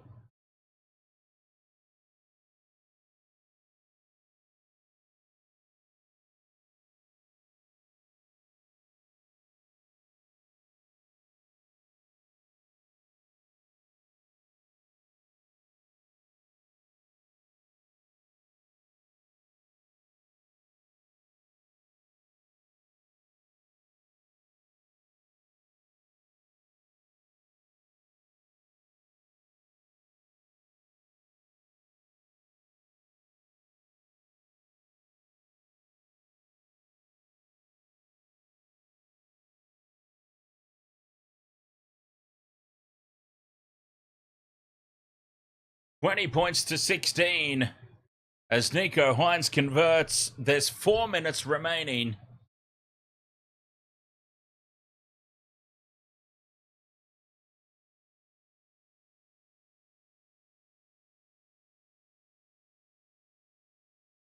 Four minutes to go. 4 points the difference. What can the Sharks come up with?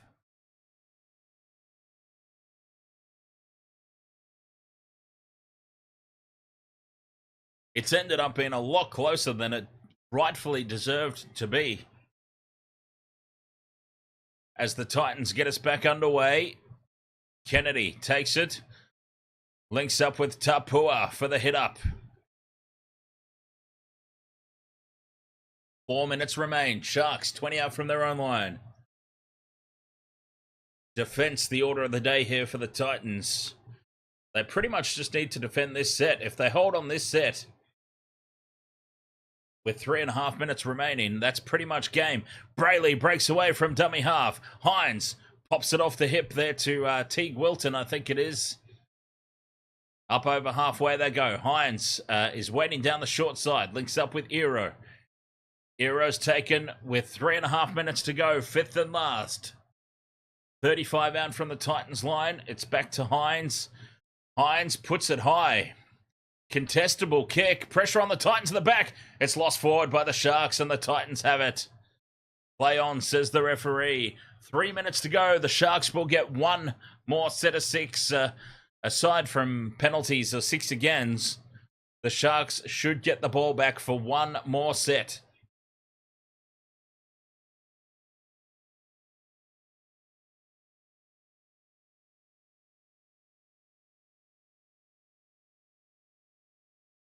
Kenny brings it up to the 40-meter line for the Titans. 2.5 to go. That's tackle 3. The Sharks will have one full set of six at the back end of this, theoretically. Although this is good meters for the Titans. Fifth and last. Boyd puts it high. This is contestable. No. Atkinson gets under it, takes it for the Sharks. 2 minutes for Cronulla. 2 minutes to go, length of the field. Atkinson's been taken high here. This would help. A penalty would help.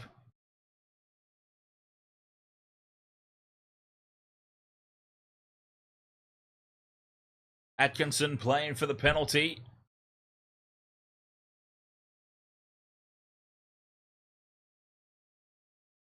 Not entirely sure why.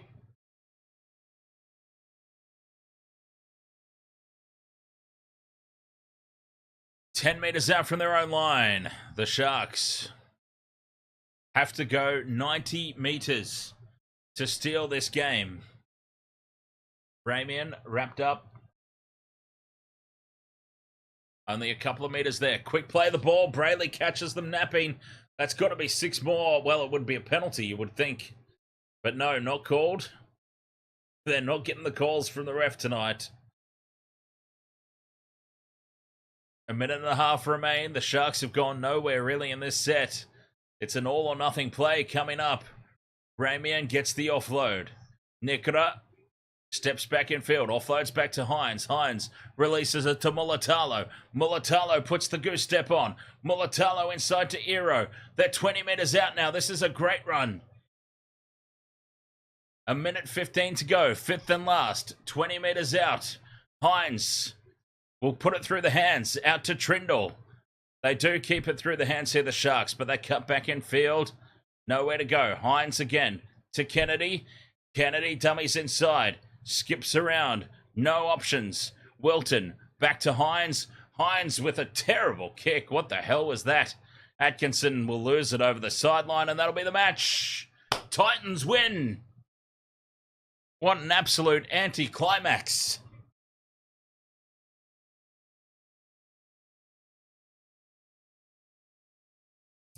The Sharks slump to, what's that, their 4th or 5th loss in a row. And they are there for the taking now. They are there for the taking for the Sydney Roosters on Sunday.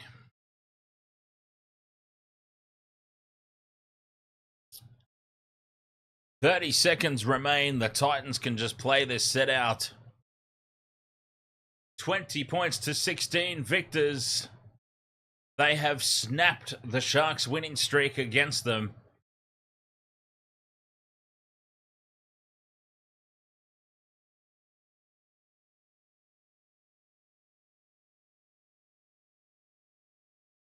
And for the Sharks, they plummet to their 4th or 5th loss in a row, I think it is.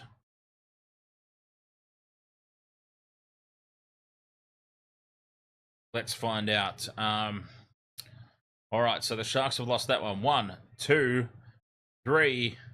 Okay. Oh, they've only lost 3 in a row. Okay. They've actually only lost 3 in a row.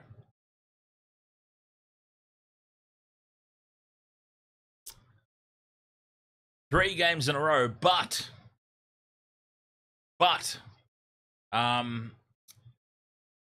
that's 3 and 1, well, 1 and 3, 1 and 4, 1 and 5. So they've only won 1 of their last 5. The Sharks. 3 in a row, 1 victory in between 2 more losses. And that's been their run at the moment, which is crazy to think because they've beaten the Storm in Melbourne. They've beaten the Roosters in Magic Round.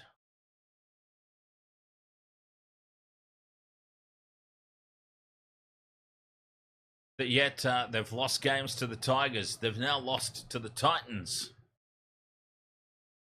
But the thing I can't believe is, I know it was a throwaway bet, but honestly, the thing that I'm struggling to deal with the most, 6 tries scored tonight. I've got 5 sons of bitches that could have, not a single one. Are you kidding me? Out of the 6 tries scored, not a single goddamn one. Unbelievable. Well, that is officially the worst multi of the year. The worst same game multi of the season is officially that one.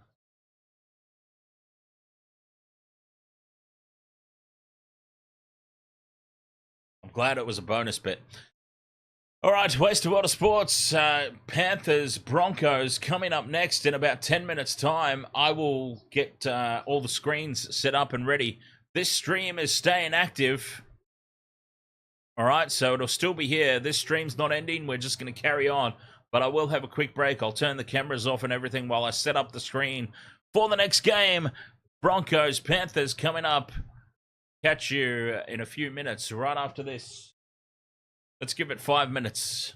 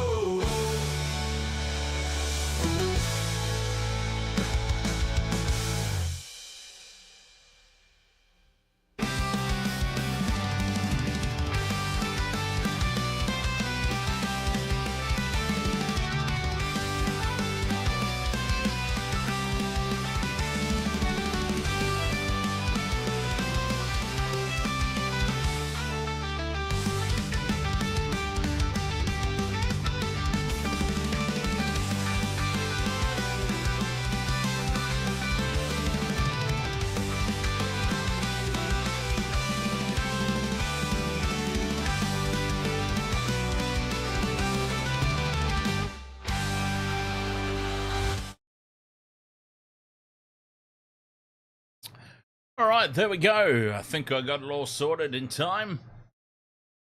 Broncos, Panthers getting underway in about 4 minutes' time. We are all set up and ready to roll for it. Panthers to cover the -4.5 line. The Big D, anytime try. And Mitch Kenny, anytime try. Mitch Kenny loves these tries against the Broncos, eh? Scored an easy one, a gift in the grand final. Turned out to be a crucial 4-pointer, of course. Not as crucial as Nathan Cleary's match winner at the end, but crucial nonetheless. Broncos, Panthers, grand final rematch coming up here on the Wasted World of Sports. Big Mo Bambino, ahoy there, mate. This is somebody I know from my past. Big Dan was my nickname, funnily enough. I feel like that could be somebody who knows me from way back when. Hey, well, UFC, it depends. Like, what's the girl into? Because I can tell you some like actual Japanese bands. Maybe it would be like kind of impressive, you know. Japanese girl might be. Oh, you know some obscure Japanese music. Big Mo Bambino, I will give you a hint. You worked at my first wrestling show as the GM. Mauricio Jones.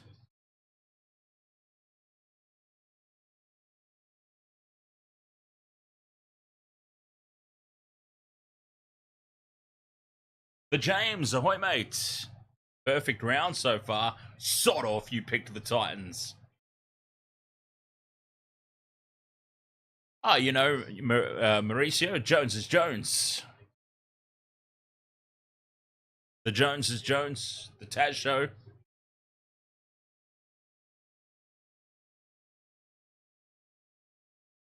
Taz. You don't listen to the Taz Show? Didn't listen to the Taz Show? Back in the day. Taz, of course, is wasting away down in the minor leagues in AEW at the moment. But I digress. Let's not get onto wrestling chats again. Nice to see you again, Mauricio. How's everything been, my friend?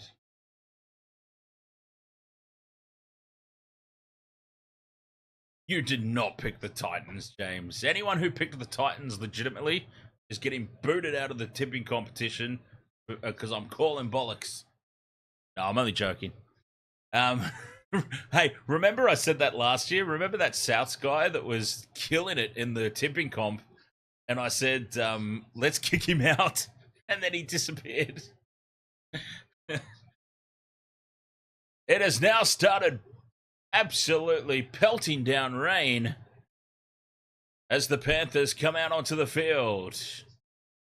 You know what? Actually, the old Panther, ring announcer extraordinaire is actually at the game tonight. There to cheer on his Penrith Panthers as they take on the evil Brisbane Broncos. Will good triumph over evil? We will find out. We're about to find out. This game getting ready to kick off. Same game multi for this one. We've got the Panthers to cover the line. We've got the Big D anytime try scorer, and we've got Mitch Kenny anytime try scorer. It's paying out a few $100 for a $5 wager.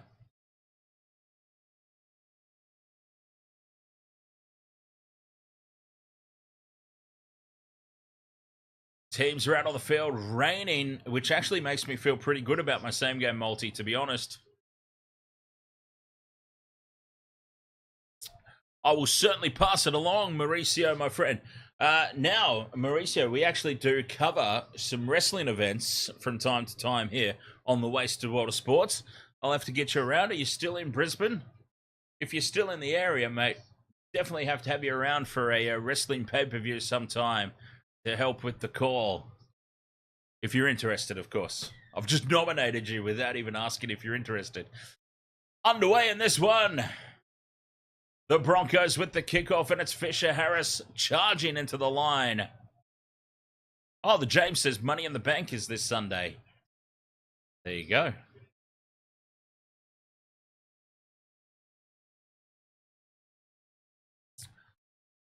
I'm still not buying Solo.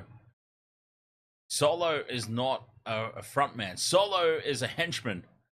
I'm not buying Solo as the leader of the bloodline.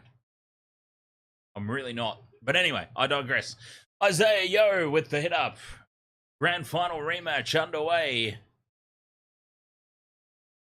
Panthers to cover the line. The Big D, anytime try. Mitch Kenny, anytime try. Panthers complete their first set. The kick down to little Reese Weesey, the princess, at the back. And the Broncos have it in actually fairly decent field position here. Up towards the halfway line. The James has tipped the Panthers 13 plus. I think that's a pretty fair assessment. To be honest, they'll at least cover the line, surely.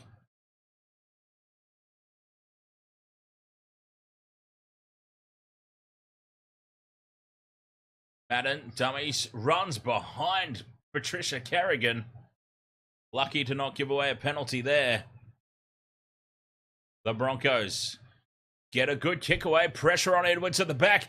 Leaping up and losing it forward is the Big D. He was nearly in. The Big D was nearly in nice and early. Well, it's wet enough. Sorry. Oh, God, that was terrible. Oh, that was so bad. I apologize wholeheartedly. I'm doing my best. We're on such a roll here on the Western Water Sports. The channel is growing at such a crazy rate, a rate that I couldn't have predicted. And here I am every single week saying things, just trying to get myself cancelled.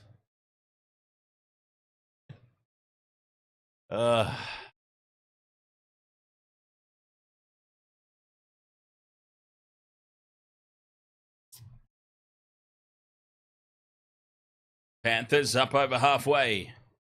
Luai shuffles the ball along the back line. Sorensen takes the tackle. Here's Fisher Harris.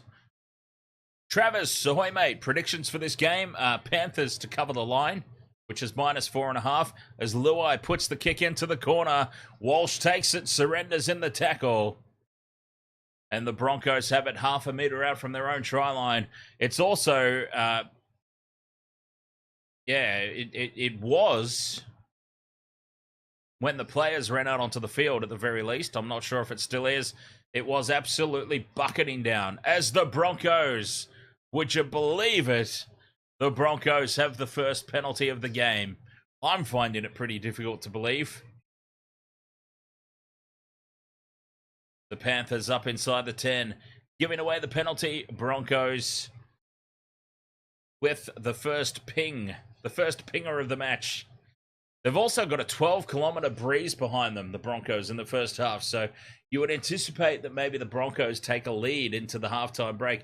If they've got any chance of winning this game, they will want to take full advantage of that wind. And here they go on the attack. Tyson Smoothie. Tackle 2, 30 metres out. He's got a wedgie there, Tyson Smoothie.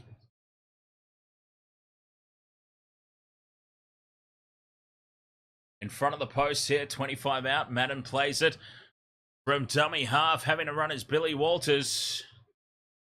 So the Red Knight asks, what does the -4.5 mean? It means the Panthers have to win by 5 or more points to cover the line. So I'm basically saying the Panthers are starting with -4.5 points. So at the moment, as far as my bet is concerned, Red Knight, it's Broncos 0, Panthers -4.5. I hope that's explained it. Penalty here to Penrith. We get a little equaliser penalty. And it is still absolutely pouring down rain here at Suncorp. Panthers have it on halfway. Fisher Harris stands in a three-man tackle. Oh, the power of that man. Impressive. Luai shows it once.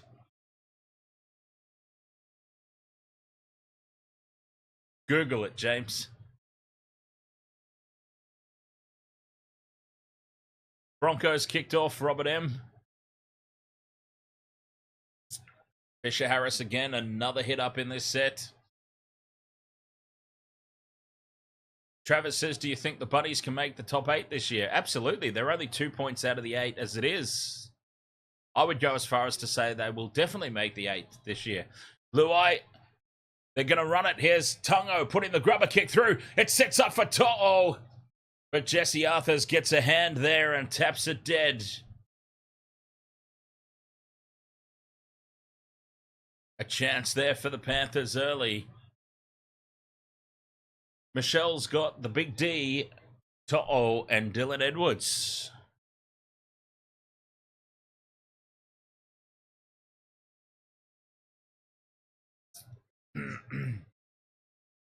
Goal line dropout here for the Broncos. Walsh goes short, perfectly placed. It goes over the sideline, off a Broncos hand. Corey Oates has touched it. And this will be Panthers ball in midfield, 10 meters out.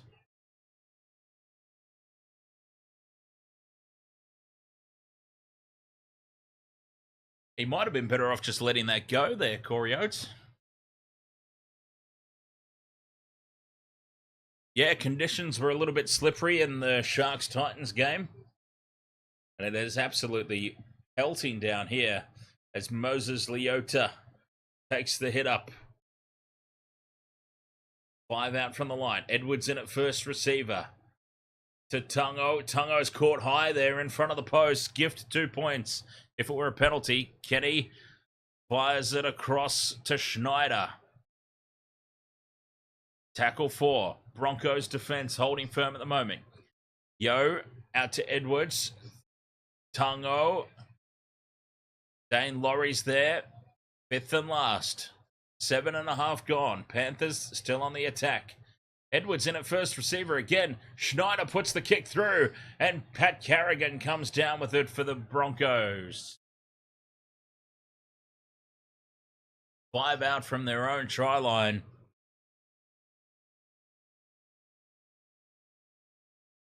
Who do I think will win Game 3, State of Origin?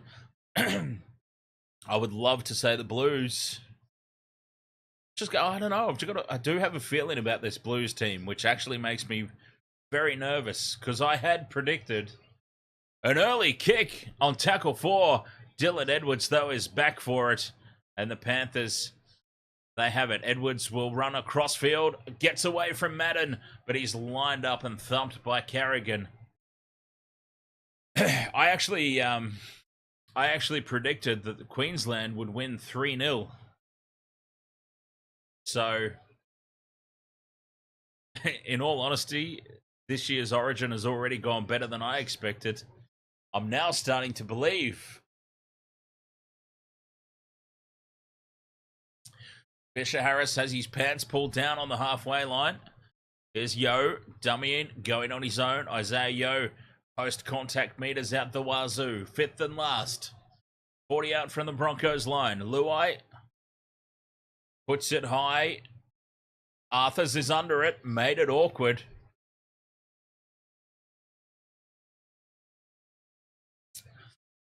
I don't think Michelle knows how to mute the mic, to be honest, Robert M.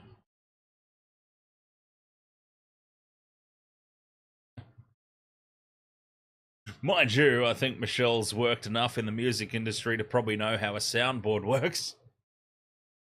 But still.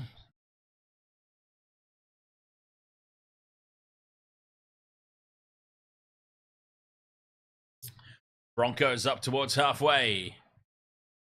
Thank you so much for checking it out, Mauricio. Very much appreciated. And yes, we will have a chat about wrestling stream in the future.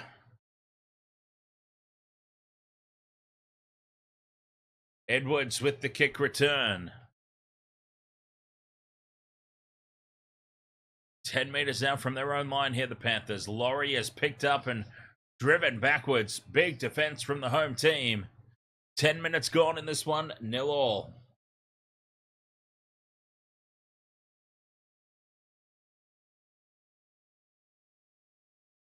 Kenny from dummy half. Looking for a 6 again. Standing in the tackle. Leota puts the head down. Beats the first tackle. Dane Laurie's off. Laurie's off. So that will be an early replacement for the Panthers. They run on the 5th and last. Luai down the short side. Pops it up now for To'o in space. To'o gets the offload back. And it's a try for Jack Cole. Through the hands, they run it on the 5th and last. The Panthers attacking the blind side, catching the Broncos napping. And it is young Jack Cole who's come up with the first try on the back of this run from Moses Leota, breaking 2 tackles. They were 40 out from the line. They run.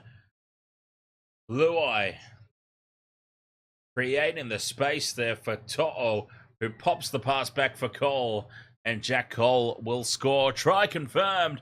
Panthers lead 4-0. Stephanie, stay funny, Steph. Ahoy.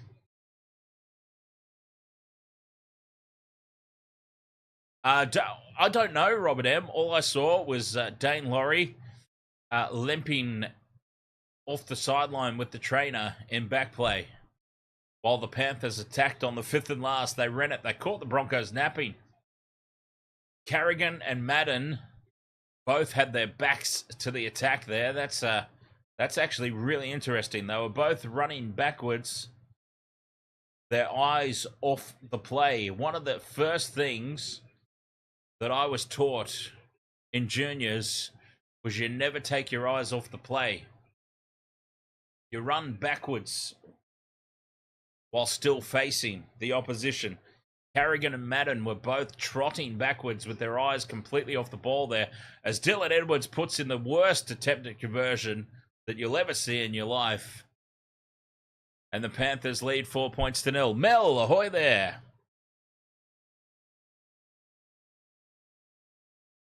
Oh, Robert M says, so Dan, how will the Chad go next year at the Roosters? I have to ask the question, why? I don't understand why it makes no sense to me. It's a really, really bizarre signing. It's a really bizarre signing as the Broncos get us back underway, and Fisher Harris thumps into the defense. 12 minutes 40 gone. Panthers lead 4-0. Heads up play there on the 5th and last from Jerome Luai. And now expansive on tackle 2. And Liam Martin comes up with the spilt ball. Selwyn Cobbo has it for the Broncos. The expansive play in the wet conditions does not pay dividends. And that's good. Liam Martin, get all the errors out before the decider. Get all of those errors out so that you have a blinder in game 3. Off the hip is Willison. Willison is dumped. Couple of meters out here, the Broncos in front of the posts. Tackle 3. Walsh with the cutout pass. Firing it across the sideline. Touched by one of the Panthers.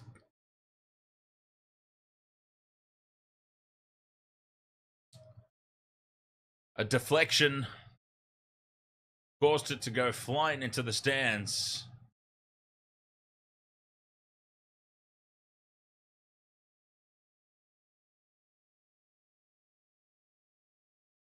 Broncos, full set of 6, back on the attack. Paul Alamotti there, getting the hands to it. Couple of meters out here, the Broncos. Walsh in at first receiver again. They get a set restart. Willison, 5 out from the line on play 1. Walters to Madden. Madden dummies. Nobody falls for that. That was so easily telegraphed. Still got to try something. Alfie's on the field, of course. Ezra Mann puts the step on. Well defended here from the Panthers. Tackle 3. Jensen takes the hit up. Sets up play 4. Nothing doing there. Let's see. Alfie's calling for it out on the left. Here they go. Madden to Walsh. At the back to Cobbo. Cobbo pops it up for Corey Oates. And Corey Oates is pretty excited, but it's caught a forward pass. And now Corey Oates looks like a gigantic knob. The disappointment written all over his face as he realizes what a complete goof he's just made himself look like. And he put a foot on the sideline anyway, so no try, whichever way you swing it. Well, I'm not so sure that was a forward pass, but anyway, he put his foot on the sideline either way, so it would have been no try, whichever way you swing it.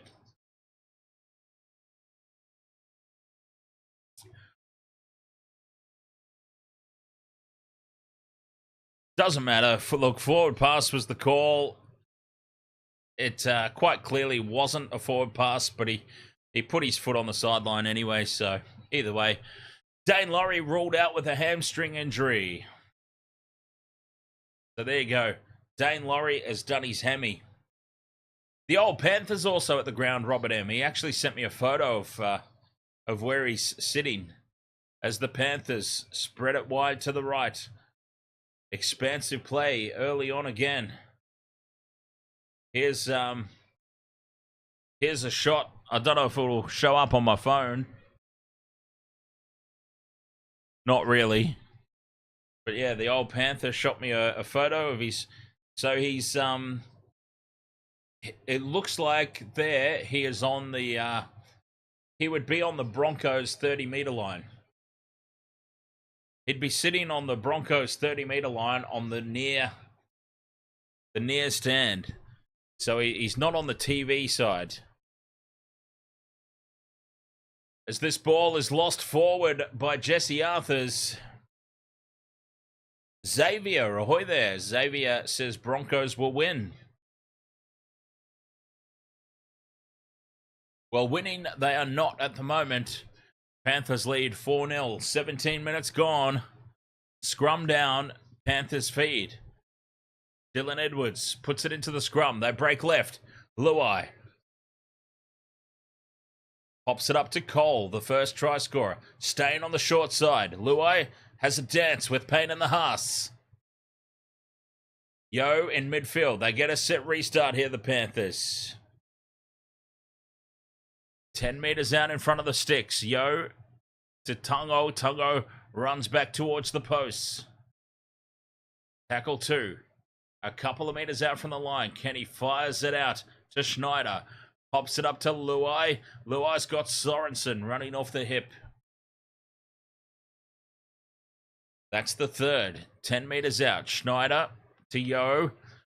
Lined up here to the right. Edwards to Liam Martin. Liam Martin almost goes through.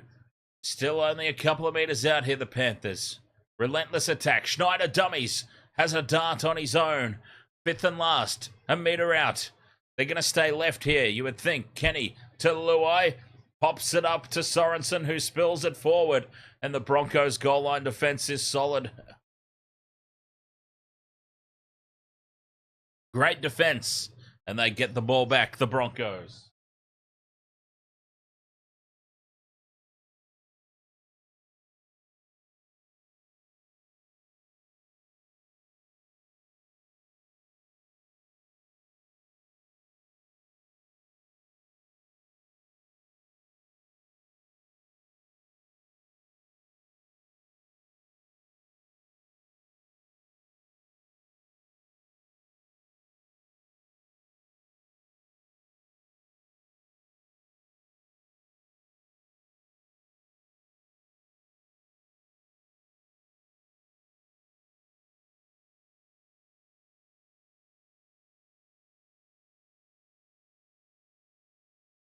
Panthers back in possession.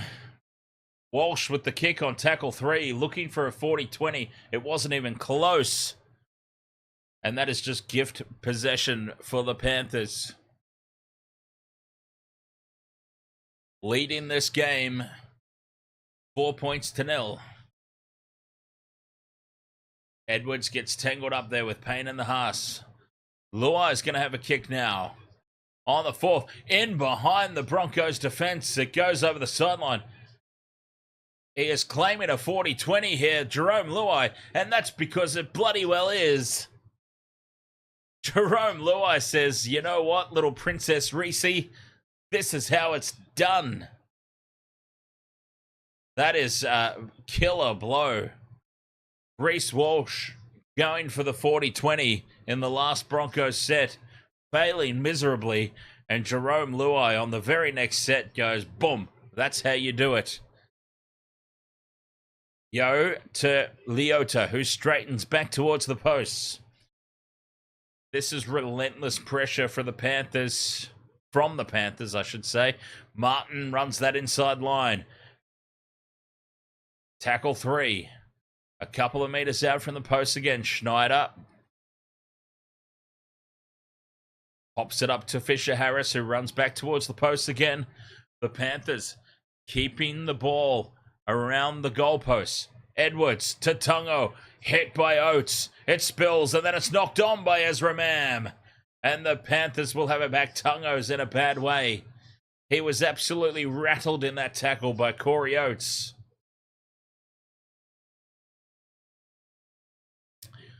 Great defense again from the Broncos, it has to be said. Oates absolutely folds Isaac Tungo there. Perfectly legal. Completely legal, by the way. And Tungo is rattled.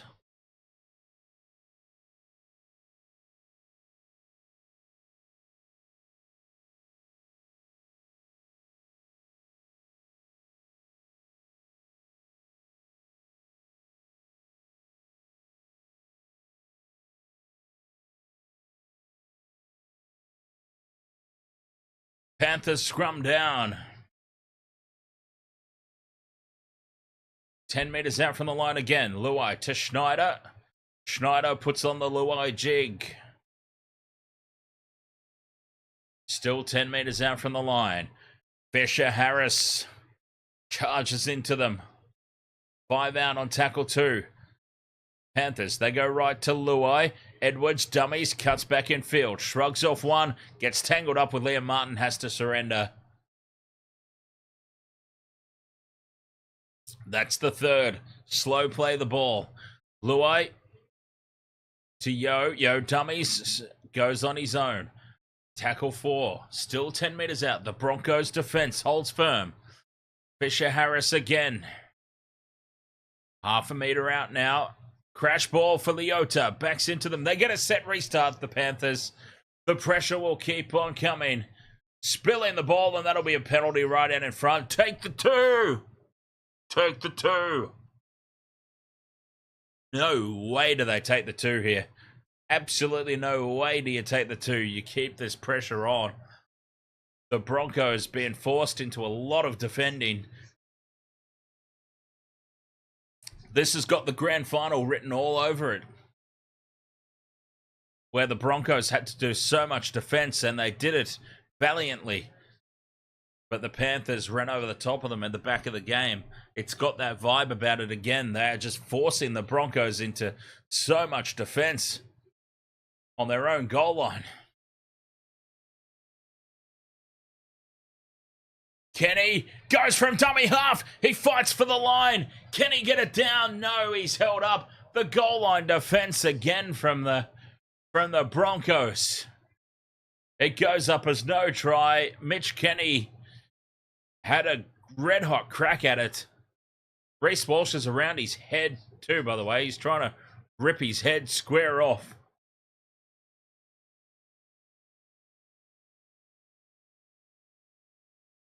Kenny's over the line. Can he get it down? No, he can't.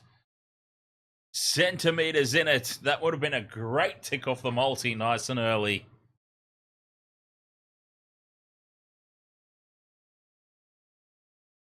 Honestly, that's probably my multi done. That was the chance.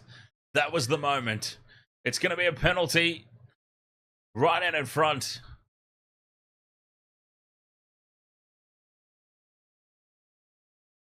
Leota crashes into them. This will definitely take its toll at the back end of the game, though, just like we saw in the grand final. Luai, they're just setting it up here, the Panthers, setting it up for the back end as they come up with the mistake, and it's pats on the heads everywhere from the Broncos. But the Panthers, they're just setting things up for the back end of the match, just like the grand final that almost got away from them.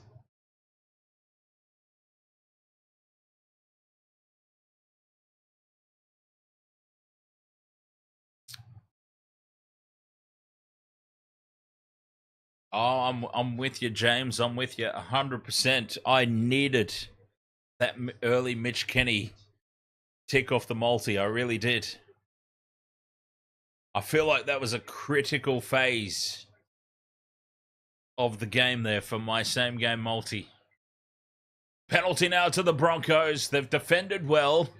They now get the penalty to piggyback out of territory.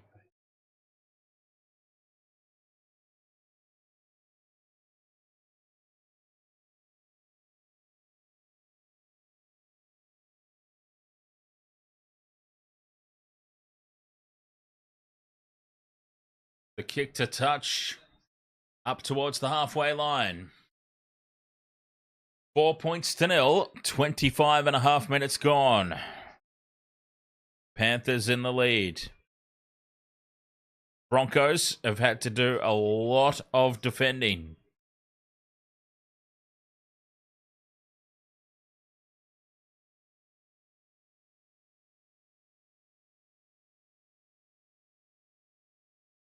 Madden to Mam, looking for the intercept was Tungo, which creates space for Walsh. Walsh has got the pace.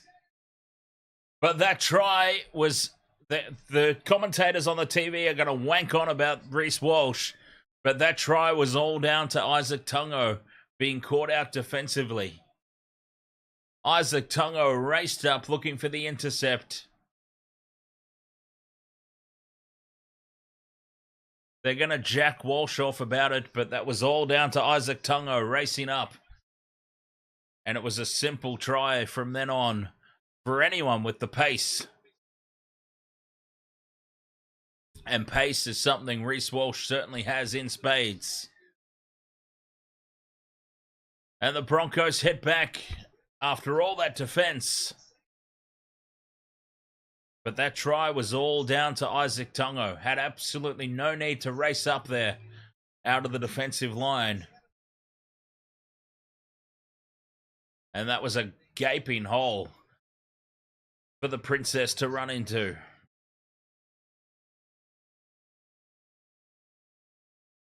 Four points all, kick to come.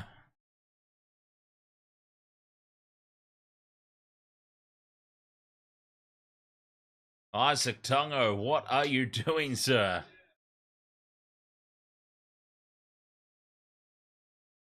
He probably didn't, James. James has asked, did Edwards really need to dive for him?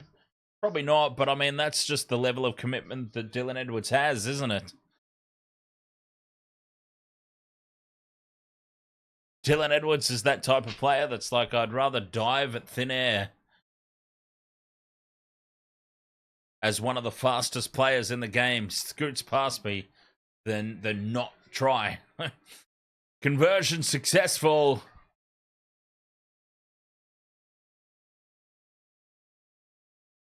And the Broncos lead 6 points to 4. Seb Watson, ahoy mate.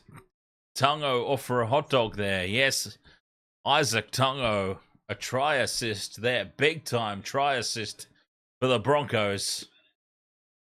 Which is unfortunate because he plays for the Panthers.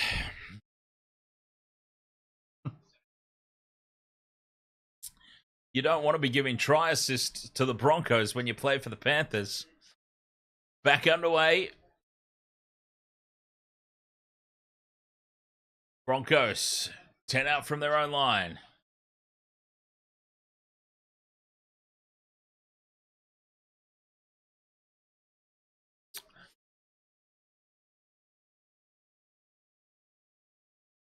No, I wouldn't, Michelle, because the commentators also wouldn't wank on like it was such a fantastic piece of play if it were any other player but Reece Walsh. So I'm just playing the balancing act. And they did. They absolutely jacked him off about it. But it was such an easy try. Once Isaac Tungo made that poor defensive read, it was such an easy try. Well, I had moved on too, but you're the one that brought it up. So I don't know what you want from me. Edwards taken high by the big D at the back. No call. To'o puts the step on Jesse Arthurs. Brings it up to the 40-metre line.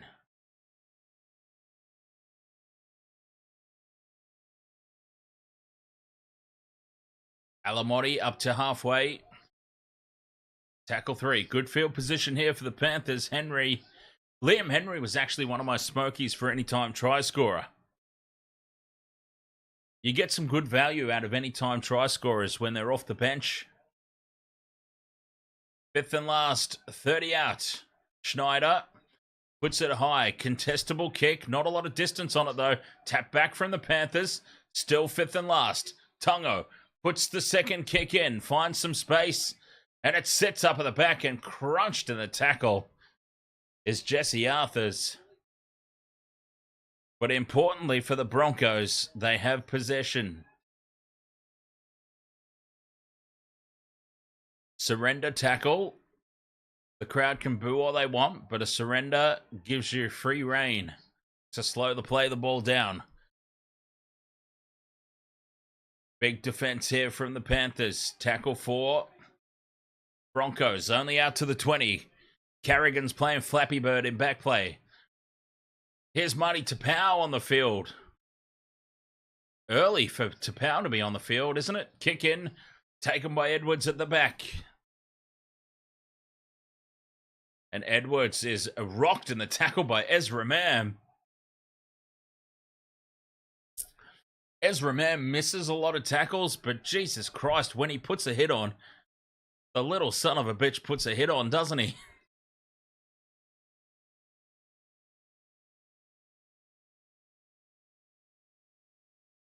Up over halfway. Again, the Panthers. Yo to Luai.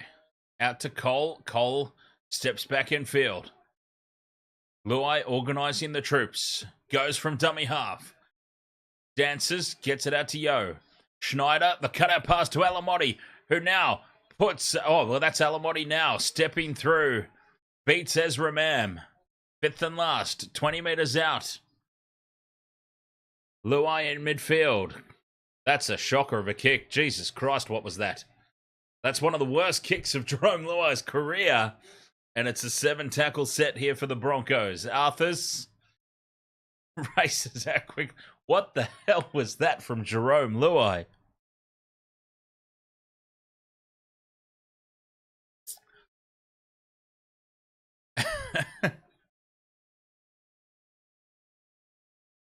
The big D up towards halfway. Broncos back in possession.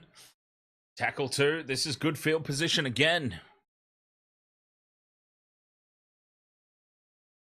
40 out from the line. Payne in the Haas. In at first, receiver.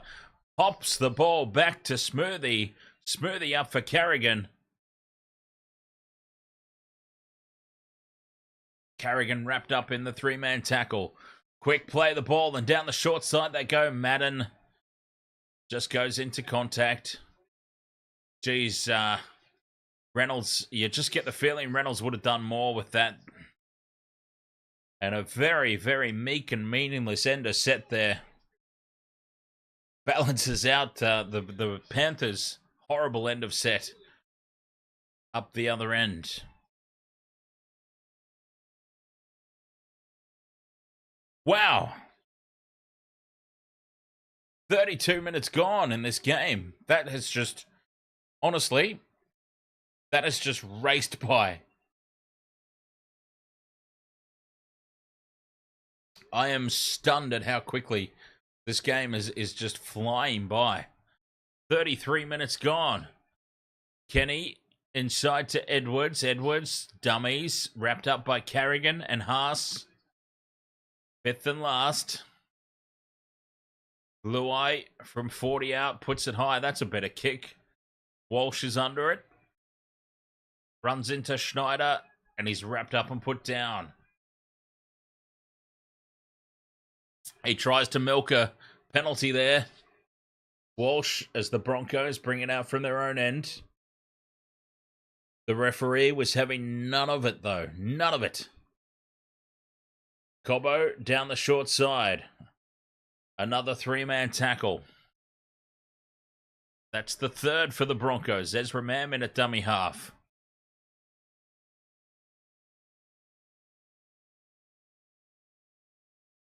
Tapau up to the halfway line. Fifth and last. Madden with the kick. Slightly off the side of the boot, but it stays well in field. To'o takes it on the full. Lines up his options. Takes on the big D and Arthurs. Carrigan gets in there to assist. Luai to dummy half. And Jack Cole doing a hit up.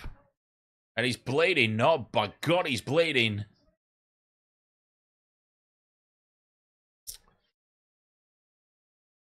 He's got a gusher there, Jack Cole.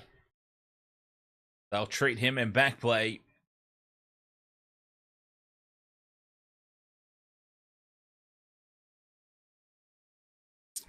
Staying on the short side, Lindsay Smith. I thought he lost the ball. That's just his boots. It's all good.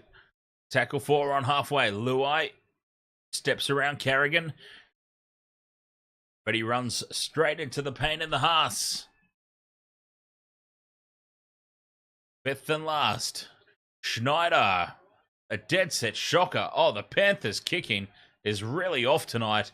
And it's tapped back from Liam Martin into the waiting arms of Tyson Smoothie.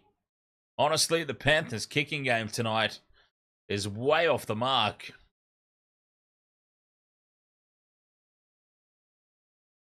That was a shocker there from Schneider. 5 minutes to go till the break. Broncos back in possession.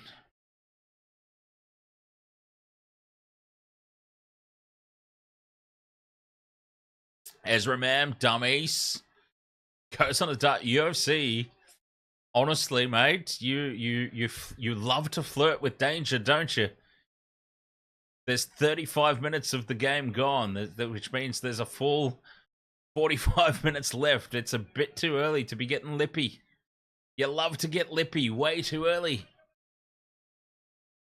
Penalty here to the Panthers.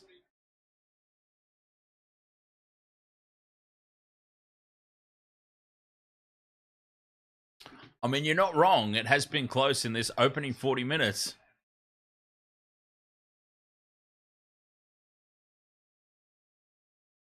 Failing to find touch from the penalty.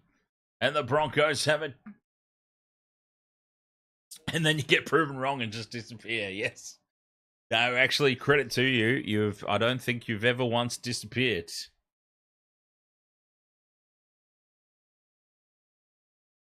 Broncos, a chance now to attack. Walsh out the back to Mam. Mam, dummies. He's wrapped up. 3 minutes to go till the halftime break. Walsh in at first receiver. Inside pass to Hetherington. And Payne in the Haas spills it cold. Yes, that's good, Payne. Get it all out of your system before the big decider. I'm actually liking this. Liam Martin dropped the ball cold earlier. Payne Haas now spills it cold in at first receiver. Yes. New South Wales players, please get all these stupid errors out of the system before game 3. For the love of God. Get it all out of your system. Make all the mistakes tonight.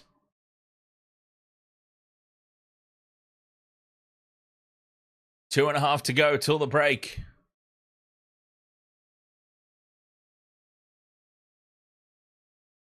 Sorensen.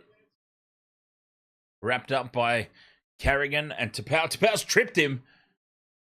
I thought that was a penalty. The Alfie Langer trip. The Alfie trip tackle.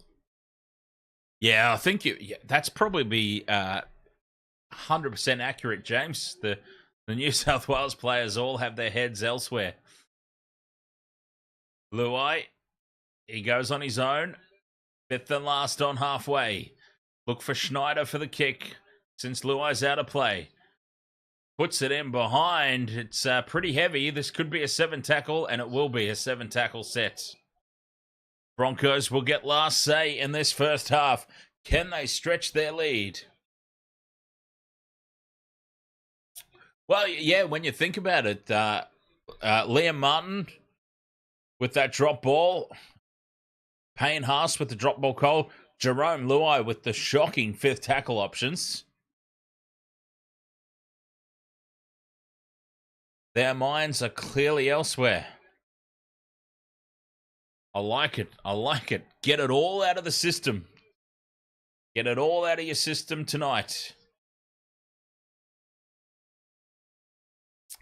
Much better tonight than in Game 3. Obstruction there as Carrigan gets in the way of Haas. As we approach halftime, a couple of tackles left. Walsh is folded in half there. Luai is up and about. It's all good. The kick through, needing the bounce. It sits up for Schneider. Schneider has his head taken off by Payne Haas. A double effort there too from Ezra Mam. And somehow, in amongst all that, no penalty for the Panthers.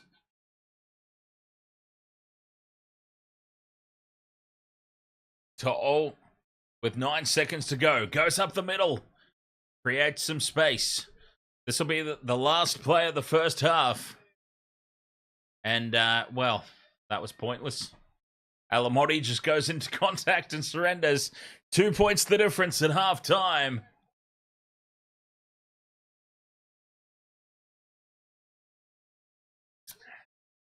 And, yeah, a bit of a trench warfare. Miserable old game, really.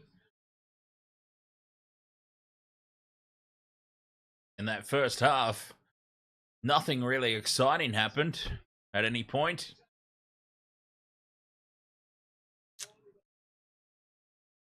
(6-4) at the halftime break. Wasted Water Sports quick break, and let's see if we actually do a halftime analysis. Although there's not much to analysize. I was about to say not much to analysize in this game. Not a whole lot to talk about in this game. 6-4 at the break. Nothing's really happened.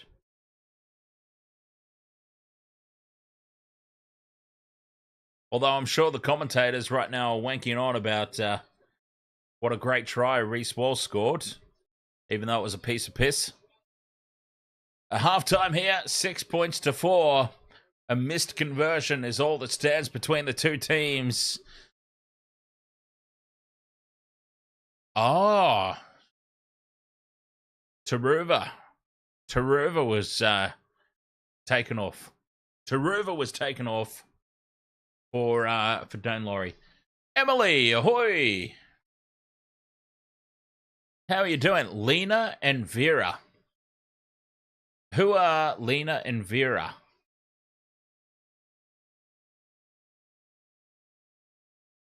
Yeah, I'm doing fantastic, thank you.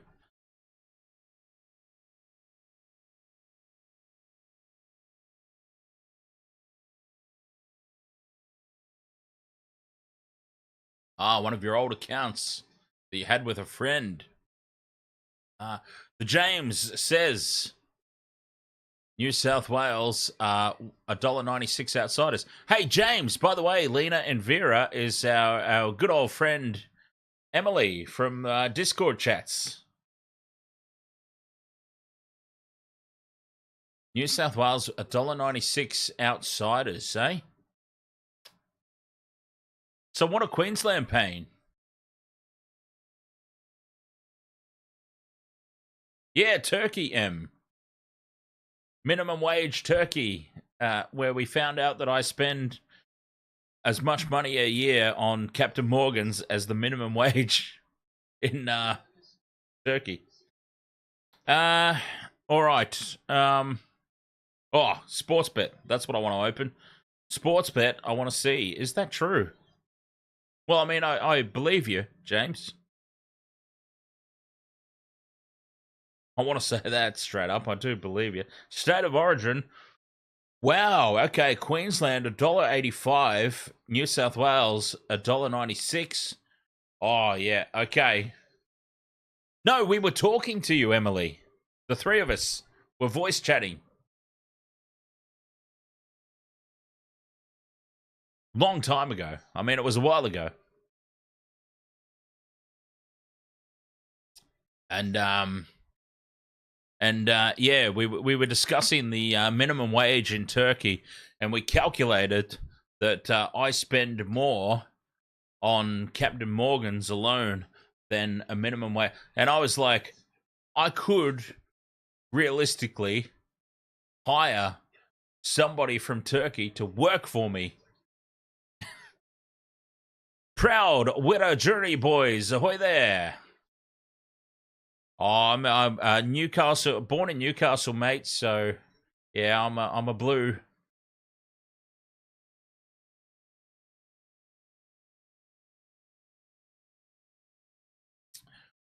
You want to listen to my new demo? What? You do music? Nice. Yes, I want to hear that.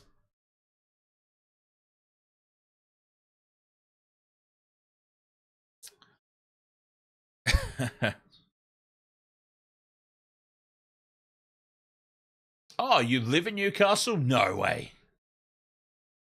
Get out. Really? That's cool.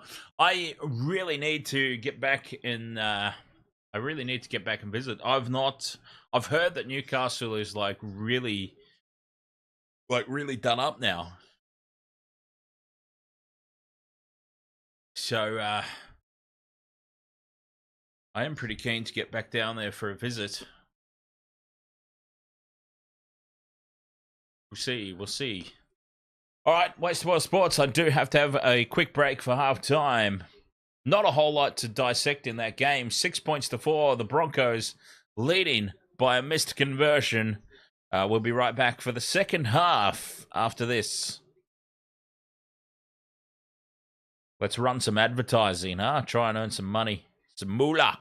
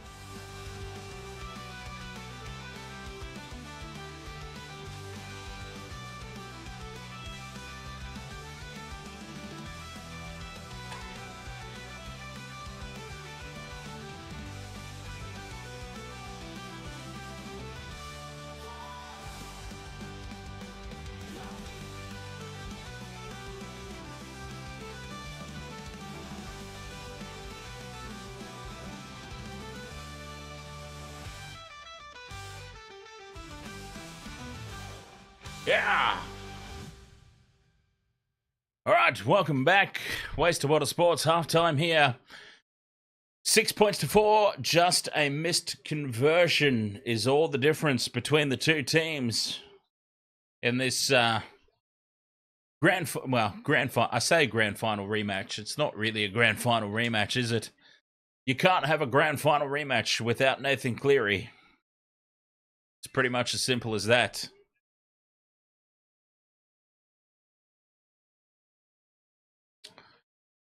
And so, yeah, not a whole lot to dissect. As I expected, I walked back into the room for the commentators wanking on about Reece Walsh, who scored probably the easiest try. I would have scored that try. Isaac Tungo racing up out of the line. Left acres of space. And I'm sorry, but I would have scored the try at that point.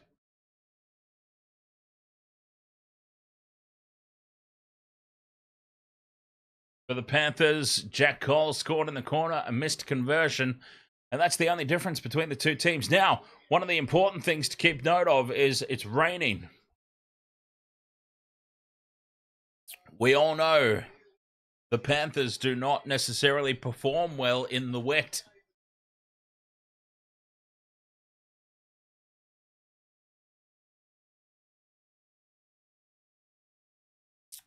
Tiger Lily is the halftime entertainment there at Suncorp.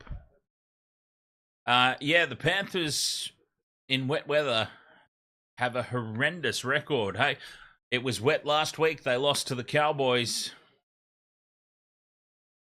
It rained in the World Club Challenge. They lost to Wigan. It's raining tonight, and they go into halftime trailing.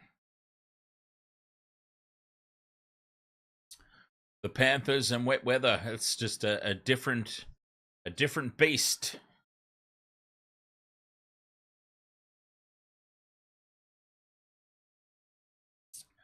Don't forget, Wasted Water Sports coming up tomorrow. It's Rugby Union Day tomorrow. As much as I would absolutely be interested in these games in the NRL, Bulldogs, Warriors. You know what? I might be able to. Yeah, you know what? I might be able to sneak in that Bulldogs Warriors game. 3 o'clock kickoff. You know what? I might be able to sneak that in because the All Blacks England doesn't start until 5 o'clock my time. 2 hours. Okay, 3 o'clock till 5 o'clock. It'll be tight, but you know what? I might be able to make it happen. I might actually be able to do the Bulldogs Warriors game. Tigers Storm, forget about it, because the All Blacks are on. And Cowboys Manly. Sorry, but I'm doing the Wallabies versus Wales game. Even though, in all honesty, the Cowboys Manly game is probably going to be the better of the two games, in fairness. But, hey, what can I say? I love my rugby union.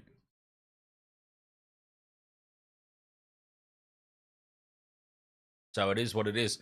But I'm actually looking at the times, and I think 3 o'clock start for Bulldogs Warriors. I might be able to sneak that in.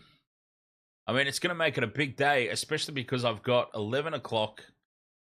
I believe it is 11 o'clock my time. We've got Springboks versus Ireland. So it's a big, big day of games, but I might just be able to sneak it in. No, before, you'll see. That'll be before.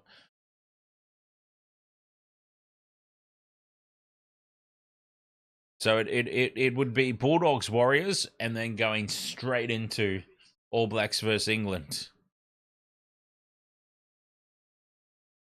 And then going straight into Wallabies versus Wales. And then a little bit of a break before Wallabies versus Wales. Could always skip Springboks, sleep in, and then do Dogs Warriors instead. No, you've misunderstood. I probably haven't explained it correctly. No. Bulldogs and Warriors is on first. Before anything. Bulldogs Warriors will go straight into All Blacks England, which will go straight into Wallabies Wales, and then there'll be a few hours break before Springboks Ireland.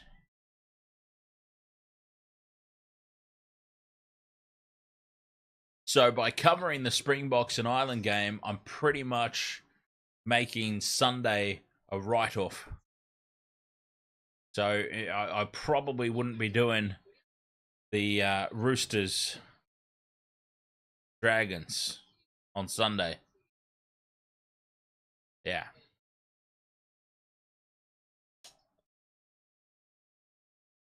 But we'll see. It pretty much comes down to how I feel on the day. I mean, sometimes I'm up for it.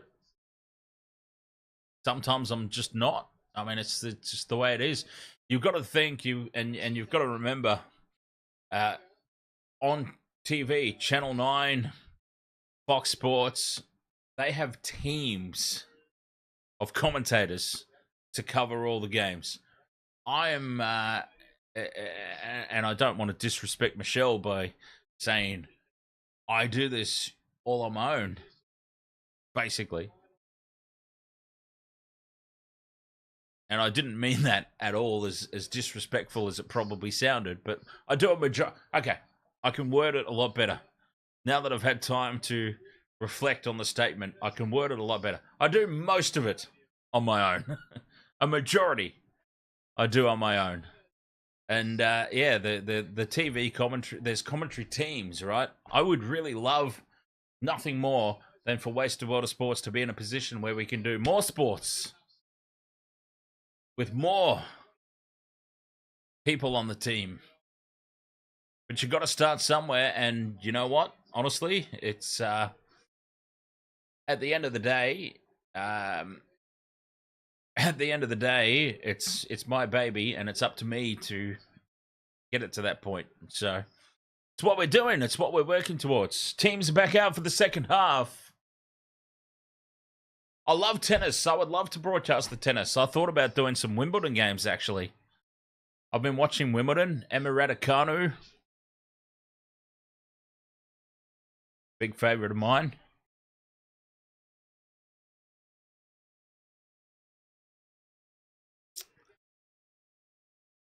Teams come out, back out for the second half. There's Alfie, of course. Alfie soaking up the limelight.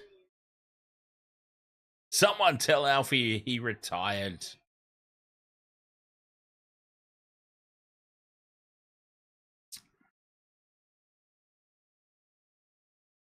I need to quit my job, right? I've got to quit my full-time job so that I have time to do all this stuff. Second half underway. Panthers with the kickoff. And it's taken by Arthurs, who has Tapau. Running off the hip. Broncos with first use of it in the second stanza.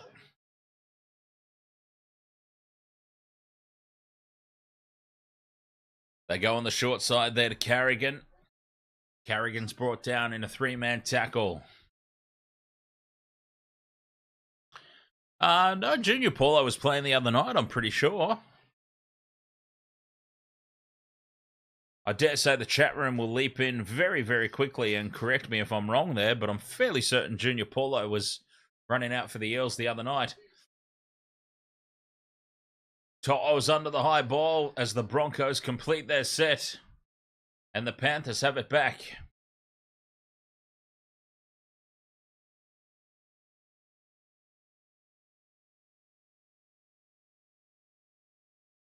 Cole takes the hit up to the 30. Alamotti in at first receiver. Tungo tries to fight through. James says, question, why isn't there boy cheerleaders for the WNRL? Not even, it shouldn't even be male cheerleaders. It should be like, what's that, Is it Manpower? It should be Manpower Australia doing the sideline dances for all the NRLW games. Fifth and last, Luai puts it high. Walsh is under it. Perfectly timed from Mitch Kenny. The crowd can boo all they want, but that was a perfect hit. No, I was being serious, James.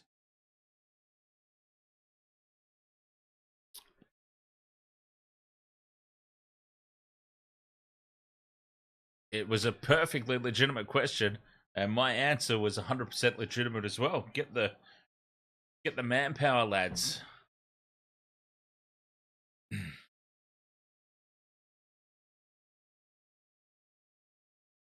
Fifth and last, Walsh steps inside, gets the pass to Ezra Mam. Mam's got space, puts the kick in over the top. They need it to sit up here, the Broncos, and it does. And To'o takes it over the sideline.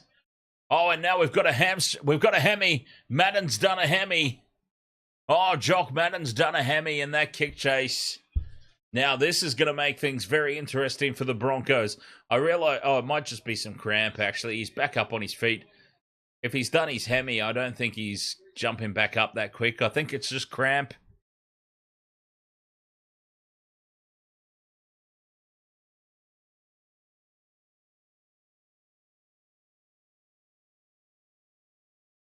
And the Panthers restart doesn't go the 10. Oh, no, Jock Madden's still down in back. Oh, no, he's up. He doesn't seem healthy.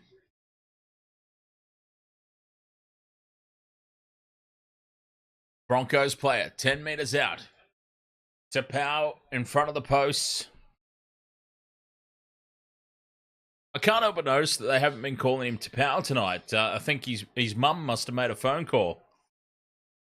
His mum must have called and said, that's not how you pronounce our name. They're calling him Tapua or something like that. I'm going to keep calling him Tapau. Payne and the Haas in midfield. 10 metres out here on the fourth. The Broncos racing through this set. Smoothie to Walsh. Walsh off the hip to Hetherington. A metre out here on the last play. Broncos on the attack. Walsh in at first receiver again. Grubber kick in behind the line. And it's another goal line dropout. There, Stephanie, Stay Funny Steph says Paulo did play. I thought so. Maybe it was just more a maybe it was more just a jab at he hasn't really had much of an impact. As this restart doesn't go the 10 again, it's a dead set shocker.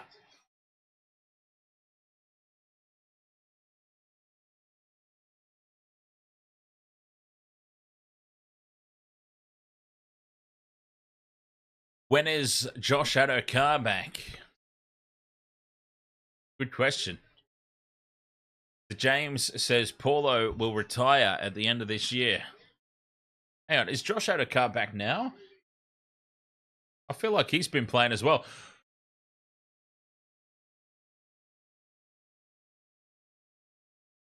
Payne and the Haas goes close, but he's driven backwards. Tackle one. Getting in each other's way here. The Broncos. Hetherington has it. And the ball spills free. Where are they going to find a penalty for this? They're not. It's play on. Mitch Kenny has it. And the Broncos lose it early in the tackle count. I suspect they make the 8 regardless, UFC. I actually don't think that Josh Adokar is the be-all, end-all of that team. I think Stephen Crichton is. I think if they lose Crichton, they go on a downward spiral. Josh Adokar, obviously, don't get me wrong, Josh Adokar obviously adds a lot to a team. But I think the Bulldogs, if Stephen Crichton remains, and the rest of the team as Liam Martin comes down with the ball on the 5th and last. Through the hands was probably the option. No, the kick through for To'o, and Brian To'o dives over and scores and puts the Panthers back in the lead.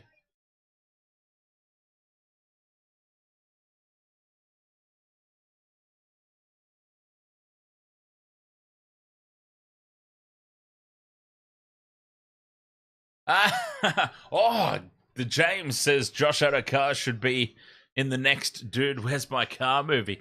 Who would be the co-host? Who would be the co-star? Josh Adokar and...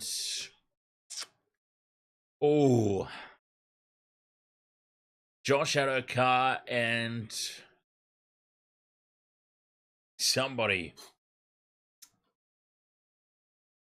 to play the... Josh Adokar and Herbie Farnworth. Josh Adokar and yeah, let's have a think about that.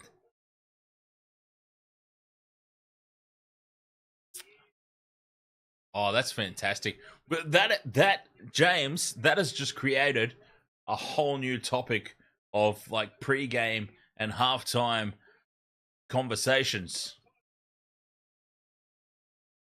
Rugby league players in movies. We can recast all sorts of movies with the NRL players. As Dylan Edwards lines up this conversion, hooks it off to the left, and it remains 8 points to 6. The kicking could be the difference maker in this contest. The Panthers yet to kick a conversion.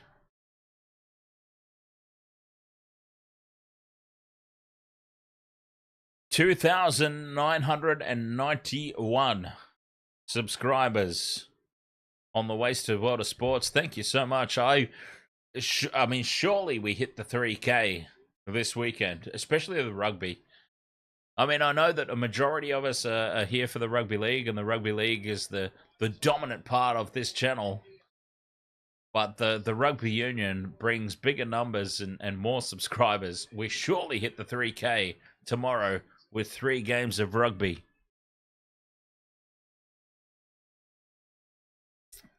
Wow.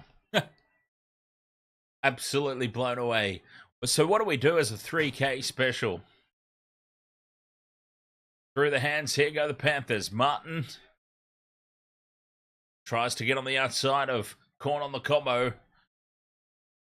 But Corn on the Cobbo brings him down. Isaac Tungo. Oh, Cameron McInnes of the Goonies. Yes. Oh, writes itself, that one. Writes its bloody self. 5th and last, Luai on halfway, puts it up. Contestable kick. Taken well by Arthurs. Backs into the defense. Broncos trailing by 2. 30 minutes to go. They have it on their own 20. Here's the big D. Takes tackle 2. Walsh is slotting into first receiver a lot. That would be... I mean, he's been doing that as Cobbo goes close to the sideline, pops the ball back inside. And Penrith slide across in defense, and they just shadow the Broncos over the sideline. Corn on the Cobbo, I don't know. He's pretty much on Origin trial.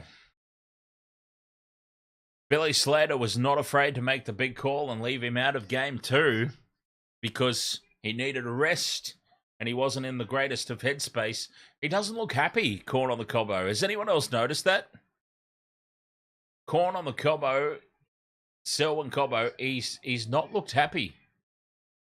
I've not seen him so much as smirk out on the field in recent weeks. I don't know if he gets picked. Reese Walsh. Steph. Steph says Reese Walsh for Pretty Woman.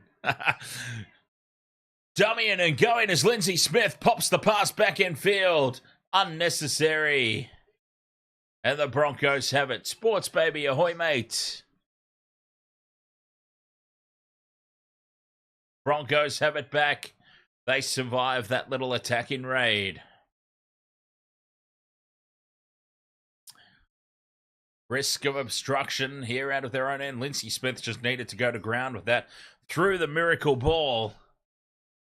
But the Broncos were there to defend it. Ivan Cleary can't believe what he is witnessing. 3 men and a baby. Fletch, Hindy, and Matty. Oh my God. James, you are good, my friend. You are good. That is brilliant. So Steph is absolutely nailed one. I nearly spilt my drink. That's why I freaked out so much. Just in case anyone saw that. And the sheer terror. That was my drink so close to like all my technology that's over there just off camera. And I freaked out big time. Oh, and Gordy Tallis is the baby. Little Man. Do you remember that movie, Little Man? Has anyone seen that? The Wayans brothers. Little Man. It's Gordy's face CGI'd over an actual infant's body. God damn. James, we actually should legitimately pitch this to the boys themselves. We now have actual live footage pinned and printed that it was your idea. It is in the live stream. It's your idea. We can actually now pitch that to the boys. I'm sure they could recreate it. And there's no way they could screw you over on the royalties because here it is on the live stream of you coming up with the idea. I mean, that's perfect. Fletch, Hindy, Matty, and a CGI-faced Gordy, Little Man style. Brilliant. Broncos have the ball back here. 8 points to 6 with 53 minutes gone. Proud winner Journey Boys says all if Latrell Mitchell made a TV show all about his farm. Farmer wants a wife. Actually, is Latrell a single boy? That could work. If he's single, it could work. I'm not sure his situation. But that could work. Farmer wants a wife, starring Trell Mitch.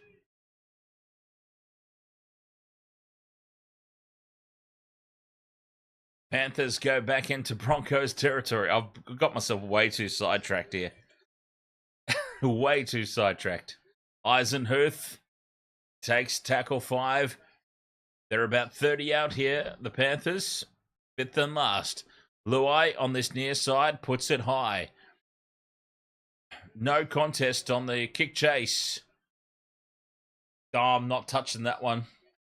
I'm not going anywhere near that one. I love it, but I'm not going anywhere near it.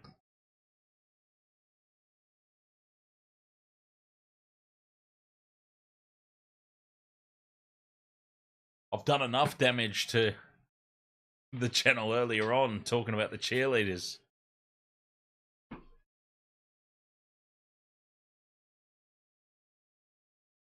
I'm not going near that one. 5th and last. And Willison comes up with a mistake. They're going to captain's challenge, are they, the Broncos? I don't think they are. That was just the referee saying, you're more than welcome to challenge the call. Xavier Willison comes up with a big mistake.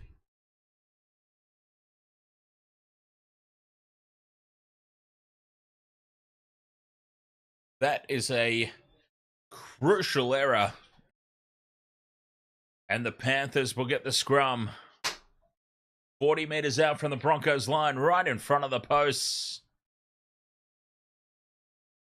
Sharks, Titans halftime. Emmanuel was Titans 12-0. Titans 12, Sharks 0. Liam Martin takes tackle 2 in front of the posts. Lindsay Smith back on the inside.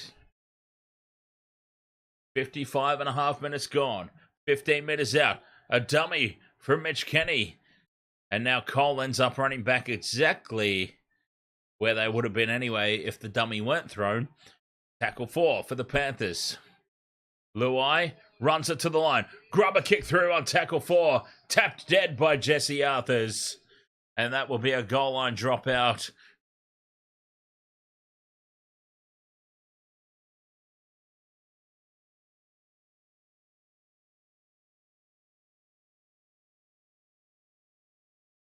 Joseph Samai says, go Panthers.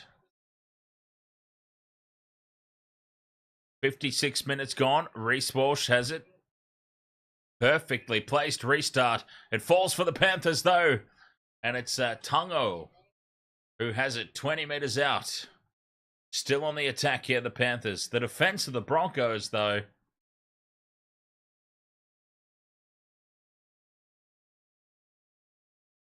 Holding firm so far. You just get the feeling, though, that I think the floodgates could open. 10 out from the line, right in front of the post. Kenny goes from dummy half. Lindsay Smith offloads back to Kenny. To Schneider, has a dance around.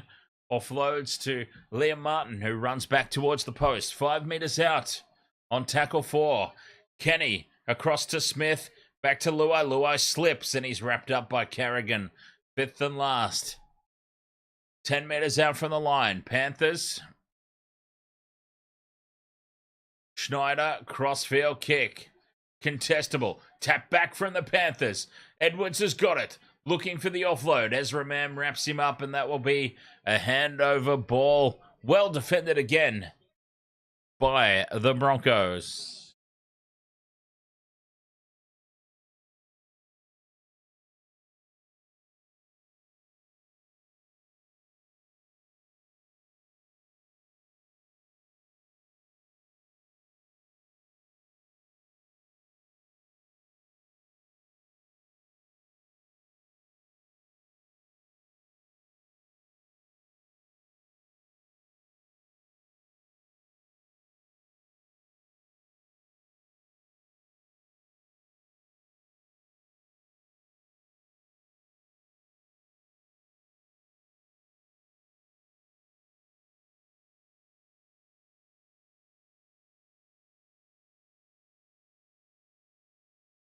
Penalty Broncos.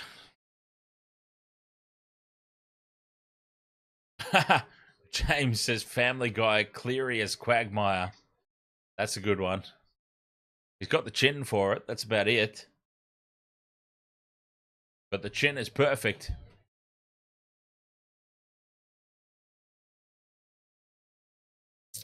Broncos on the back of that penalty. Go on the attack. 30 metres out from the Panthers line. 20 minutes to go in this game. Mam out the back to Walsh. Pops it up off the hip. And almost through the gap for Piacorta. Here's Willison. Willison takes it to within 5 metres.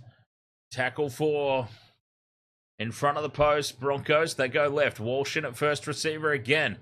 Pops it off the hip to Piacorta again. They ran the exact same play. 5th and last. They go short side to Mam. Mam up to corner the Cobbo. Corner the Cobbo's wrapped up. What a horrible last tackle option.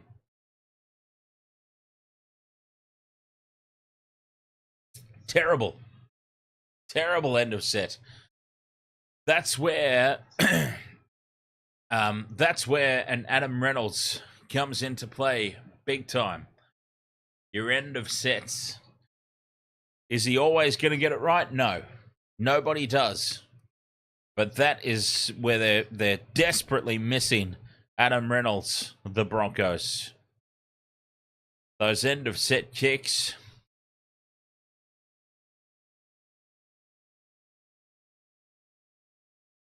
Panthers with Fisher Harris now.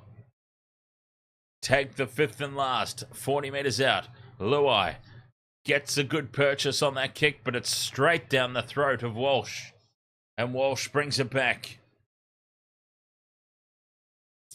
slips into contact as he usually does. Big defense here, driving Jesse Arthurs backwards. Tackle 2. 60 minutes gone, a quarter of the game left. It is the Panthers leading by 2. See, I think now UFC, you can start to get a little bit chirpy. See, you started to. It turns out that you've been correct at the end of the day, but I just think you started to mouth off a little bit too early. You can start mouthing off now. 61 minutes gone. It's still it's still very, very close.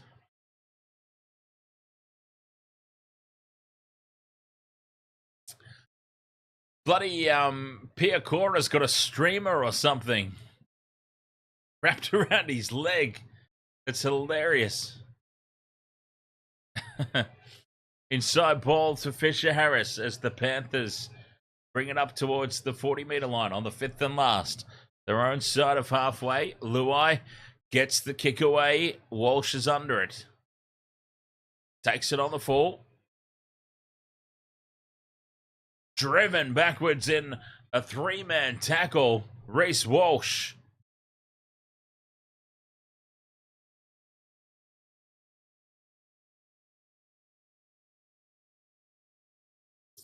Proud winner Judy boys says Dan will drop Paul Gallen in a tackle. I'm actually I mean, I don't know if the camera does me justice, but I'm not gonna lie, I'm a pretty solid unit.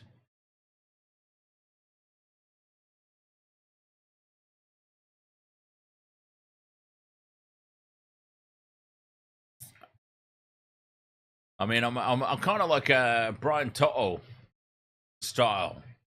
Like, I'm only 5'10", but underneath all this flab, like I was pumping weights. I was one of the only people in my school to be pumping weights in grade 8, and yeah, I was an absolute tank.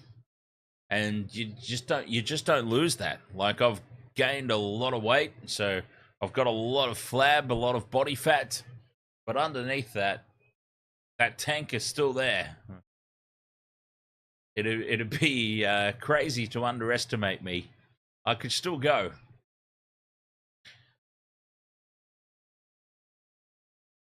I'm not saying I would drop Paul Gallen in say, a boxing match, but a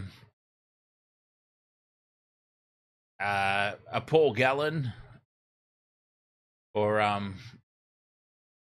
you know, former rugby players running at me, I would definitely hold my own. Penalty here to the Broncos on their own goal line.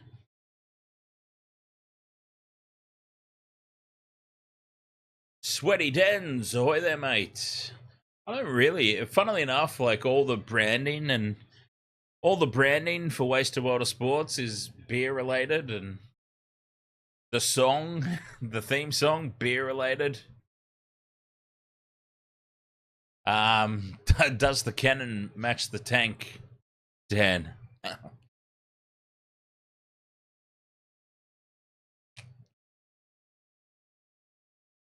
No, I actually don't drink beer, funnily enough.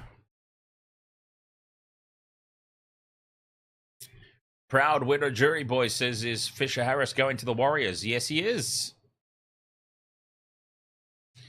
Payne in the Haas in at first receiver. Out the back to Ezra Mam. To Walsh. Walsh pops the offload to Corn on the Cobbo. Out it goes to Oates. Oates is wrapped up. No, he's not. Oates is still going. Great run. 5 out from the line here. Corey Oates. They play the ball. Corn on the Cobbo. Goes on his own. Fights for the line. He's held up. Dylan Edwards with the try-saving tackle. Gets himself under the ball. Corn on the Cobbo went on his own. Dylan Edwards with a try-saver.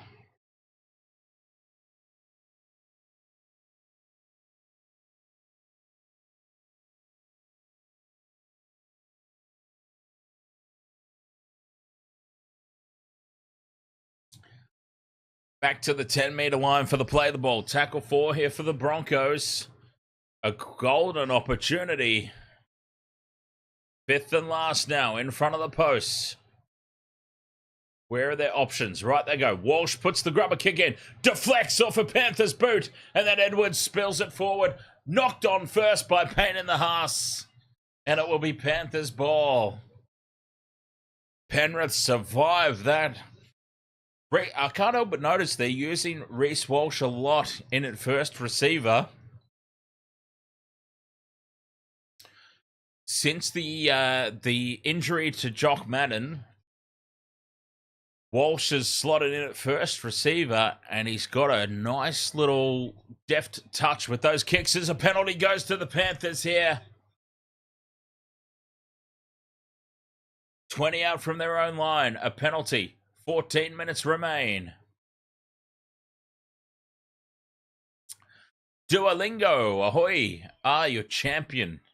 Nice, thank you for letting me know. Very much appreciate you letting me know the name change, rather than just confusing me. Duolingo. Isn't that a Pokemon?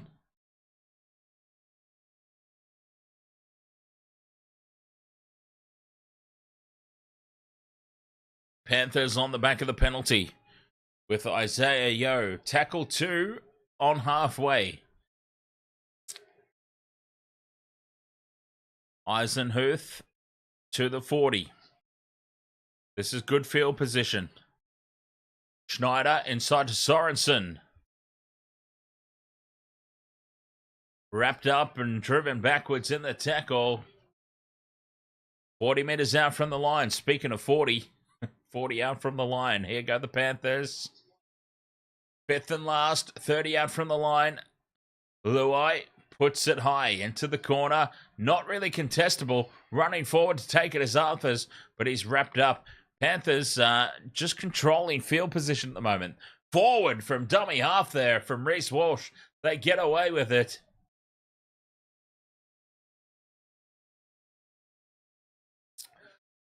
Duolingo says, I can't believe Reece Walsh is out of the State of Origin Game 3. What are you talking about, Duolingo? Of course Reece Walsh is going to be playing. He's not out of Origin 3. Of course he'll be there.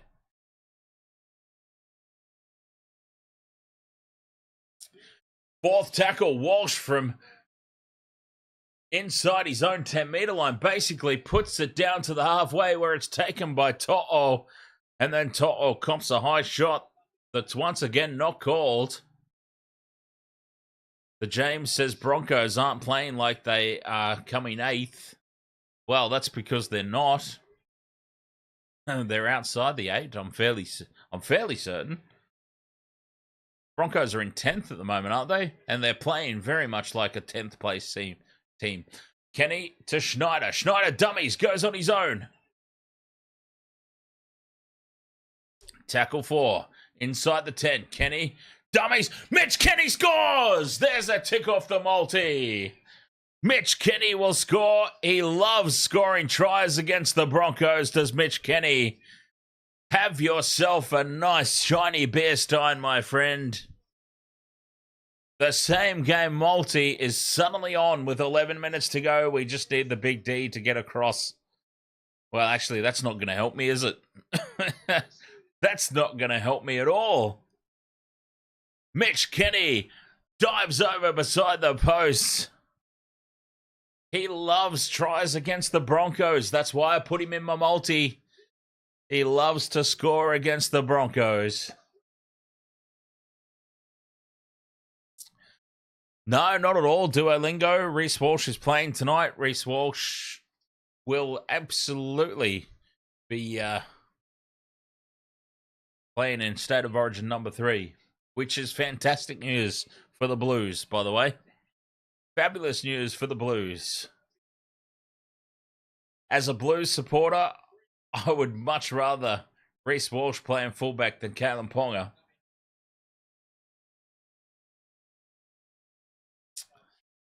Yeah, $4 something, James. Yeah, $4.50 plus, thereabouts. Dylan Edwards from just to the right of the post. A simple conversion. He puts it over. Because of the rain, DJ Shack, the rain nullifies these Panthers. I'm actually surprised they haven't lost.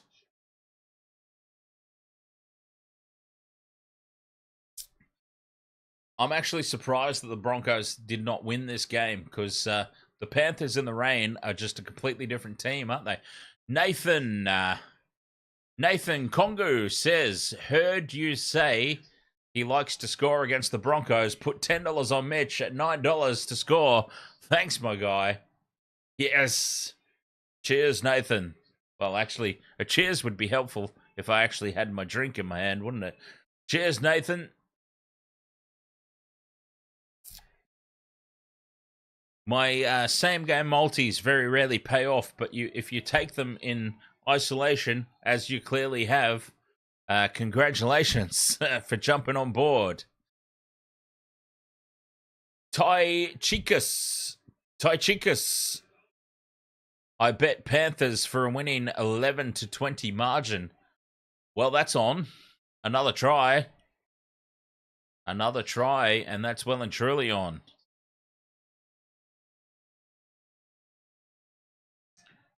Fifth and last, Panthers on halfway. Put the kick down for the corner. Walsh backs out of it. Leaves it for Arthurs. Ed Vogel says, what's your tip for All Blacks versus England? All Blacks 12 plus. All Blacks 12 plus. I think they win pretty comfortably in under the roof in Dunedin. Wallabies versus Wales. I've actually gone for Wales. Richard Trainer. Oh, thank you so much, mate. Richard Trainer says, hey, Dan, I just had a small win and thought of you. I think that's meant to say. Cheers, Richard. I very much appreciate you passing that around there. The win. There's the kick. Is out on the full from the little princess. Reese Weesey puts it out on the full. Under pressure, and he folds like an origami swan. Off the side of the boot and out on the full. And here we go. The Panthers are coming for that last try. The Panthers are coming for that margin that Tychikas, I think, wants that last try.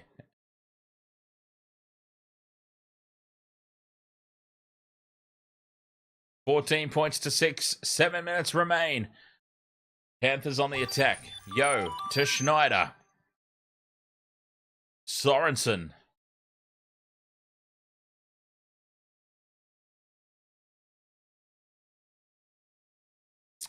Oh, lost by Tungo.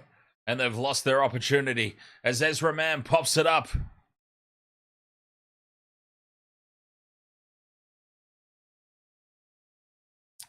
Penalty to the Broncos.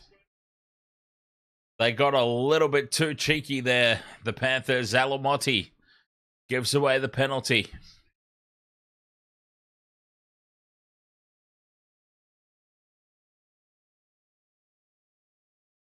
Six minutes to go. Broncos put it up to halfway. Oh, I don't have my short thing here. Sorry, Richard. I'll do it. I'm happy to do it afterwards.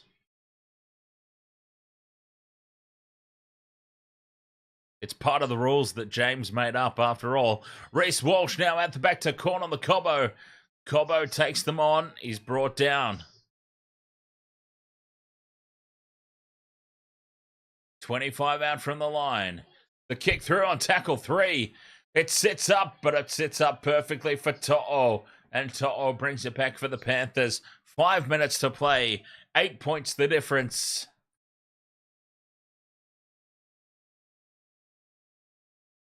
Reece Walsh again goes for the miracle play. He's not a number 7. I mean, I know that their hand has been forced. The Broncos. Their hand was forced. Jock Madden pulled a hammy, had to leave the field. But seriously, Reece Walsh is not a 7. Not a 7 at all. Straight from dummy half goes Mitch Kenny. Space now. Down the left-hand edge for the Panthers. But sliding across and wrapping them up as the Broncos defense. 40 out from their own line here. Luai's going to go on a run. Numbers to burn down the left here. Schneider throws a shocking pass. He's taken out after the play, though. This could be a penalty to the Panthers. Schneider has been absolutely wiped out after he threw the absolute worst pass you'll see in your life. Luai, with great vision, created the space. The pass was on, but he's thrown it so far forward.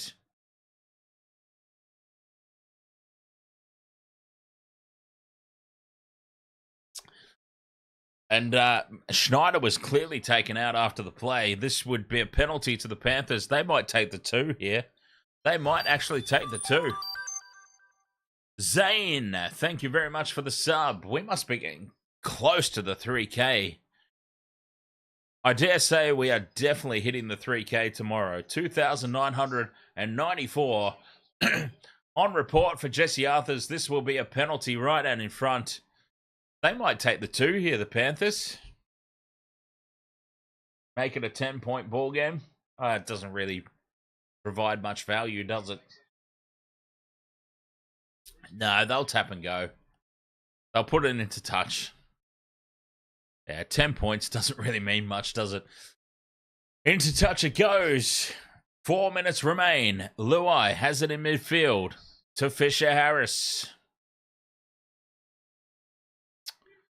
After school snacks. When I was at school, there was a corner shop. I'm sure there's a corner shop near every school. We used to go grab the after school snacks. Gobstoppers were a big thing for a period of time. Fisher Harris steps back and feels slush puppies as well. We used to love a slush puppy after school. Kenny out to Edwards. Edwards steps back in field, wrapped up by Ezra Mam. 5th and last now for the Panthers. 5 out from the line. On the attack, Schneider. Grubbers in behind the line. It sets up for Luai. Luai scores! Jerome Luai scores the try. The Panther... Oh, no, wait a minute. Penalty to the Broncos. Jerome Luai was offside. I take it all back.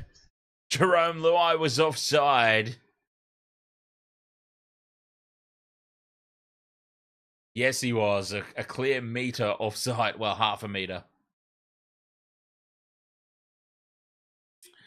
Gollywogs, which you're not allowed to call them that anymore. Yeah, I remember them.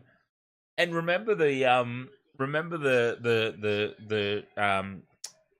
candy cigarettes that used to be called fags, and you can't call them fat. Obviously, can't call them that anymore. Through the hands now, Reece Walsh, but that's what they used to be called. I'm not making this up. It's what they were actually called. There was a little lolly packet of cigarettes for kids called fags.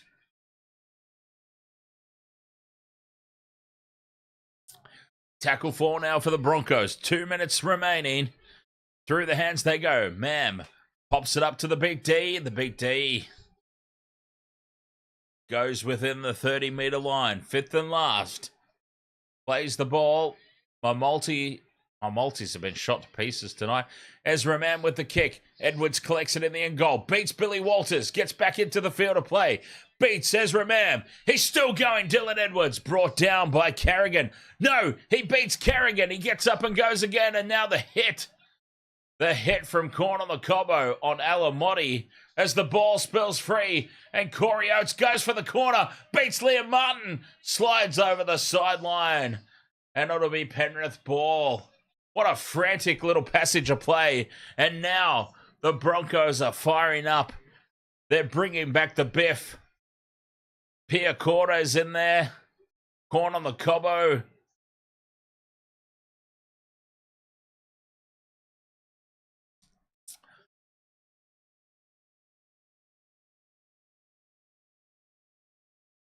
Big hit there from corner of the combo. Payne Haas collects it. They spread it wide early, but Liam Martin does just enough to bring down Corey Oates.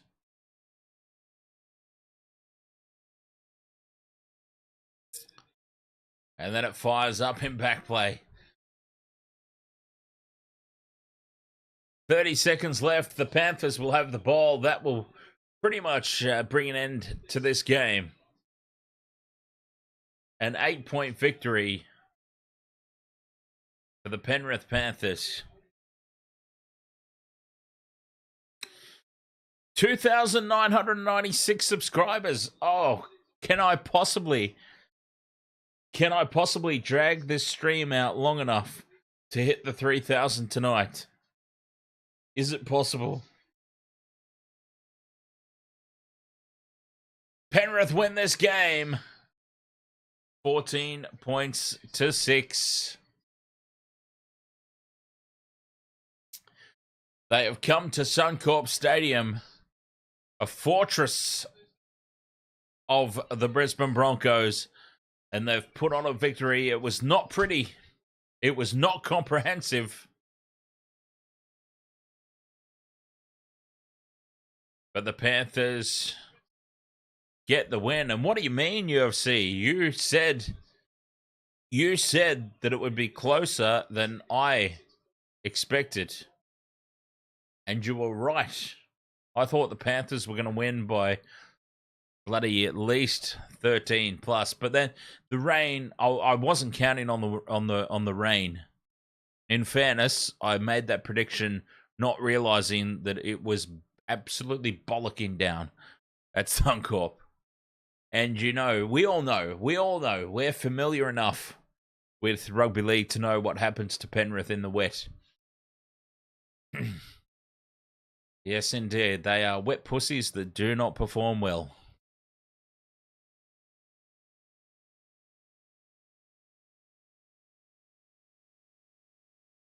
Quentin Paul. Good night, my friend. I'm actually really impressed, considering the rain. I'm really impressed with the way Penrith approached that game and did get the victory in the end. Like, we expect Penrith to potentially lose those sorts of games. They lost last week against the Cowboys in very similar circumstances. Now, the team was different. They rested a lot of talent last week, the Panthers. But look, the players that did play obviously took a lot from last week and applied it this week. And yeah, that was a really tense battle. A lot closer than I thought. So yeah, don't give yourself a hard time there, UFC. You said in the pregame chat that it'd be a lot closer than I thought, and it certainly was. 100% was. I thought that the Panthers would smash them, but as I said, in fairness to myself, I made that prediction based on a dry pitch. Wet weather is a completely different beast, especially for these Panthers. We all know that. So I got Mitch Kenny. I got Panthers covering the line. All we missed out on was the Big D. The Big D letting us down. It's not very often you get let down by the Big D, but the Big D let us down tonight.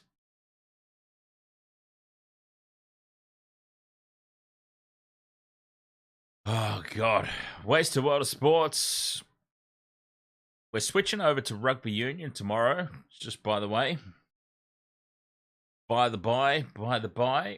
Oh, well, actually, no. I'm going to try and do the Bulldogs Warriors. I think Bulldogs Warriors tomorrow afternoon is going to be an absolute dead set cracker of a contest. I really do. Bulldogs Warriors, 3 o'clock. I'm going to try and do that one before the All Blacks England game. But yeah, my focus for tomorrow is the rugby union. 2,996 subscribers. Thank you so much. We got so close. So close to the 3,000, but I guarantee you we're going to absolutely smash that 3K tomorrow with the rugby union.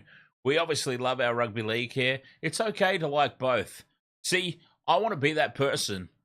I really do. I want to be that person that is like, you know what? You can like both. There's nothing wrong with liking both. I really don't understand. I mean, if you genuinely don't like the other code, if you're into one or the other, genuinely, that's fine. I get it. Either game is not necessarily for that individual. But if it's a hatred just born out of feeling like you have to dislike the other code because you're into this one, I'm trying to break those chains. That's what I'm trying to do. I'm trying to break the shackles and go, you know what? You're allowed to like both. I've played both. I'm not the only one. Lots of people have played both. Matt Rogers, Sonny Bill Williams, Brad Thorne. I mean, I'm just naming a few. Wendell Saylor, Lottie Takiri. Lots of players have played both. Oh, yes. Thank you, James. Yes, I'm clearly talking about rugby and not bisexuality, although that's fine as well. There was a certain scenario that happened once. I was at a rave and, single at the time. So long time ago. I've told this story. I think some of you on the stream might know this story. I was at this rave party and we all know, everyone who's spent any sort of time here knows that I've got my sort of I have my tastes. My tastes, obviously, I find very attractive. The ladies of the Asian persuasion. That's no secret. So, anyways, I'm with Pencil Pat. Pencil Pat. I was actually out with Pencil Pat and his wife. Yeah, Pencil Pat and his wife, and I went to the rave with them. And anyway, so in comes in comes this Asian girl into the club, and I've spotted her a mile away because that's what I do. And I couldn't help but notice, like, she's just wandering around. She's at the bar. She's over there. It's like, okay, she's looking for somebody. So maybe she's arrived. She's here to meet people, but she can't find them. So she's just wandering around on her own at this point. And I'm noticing this. So I'm trying to get my liquid courage on. I'm gonna go. I'll go introduce. What's the worst that can happen? I'm gonna go over and introduce myself. Try and get the liquid courage on and working up. Okay, she comes back again, does the rounds. All right, she still hasn't found who she's looking for. All right, next time she walks past, I'm gonna go say g'day. All right. Long story short, I did that about 3 or 4 times, by the way. Long story short, she comes back again, yeah? And she's over at the bar, and she's down at the far end of the bar, and I'm like, all right, this is it. I'm going to make my approach. Right after I go take a piss. Because I really need to pee first. There'd be absolutely nothing worse than going and making your approach, and things are going well, and then suddenly you need to go pee. So I'm like, all right, I'm going to go and get rid of all the stuff that I need to get rid of. I'm going to go pee. And then when I come back, if she's still there, I'm going to go chat to her. So off I wander. Down I go. Yeah. Into the toilets I go. Flop it out. There at the piss trough. And I'm starting to tick over in my mind. All right, how am I going to make this approach? What am I going to say? How am I going to make this approach? Well, anyways, it didn't really get that far. Didn't need to.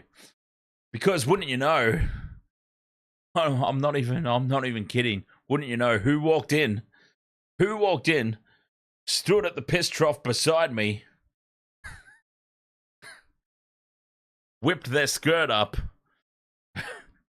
flopped it out, and had a piss right beside me. Oh, I've finished up. I've gone and washed my hands. I've raced back out.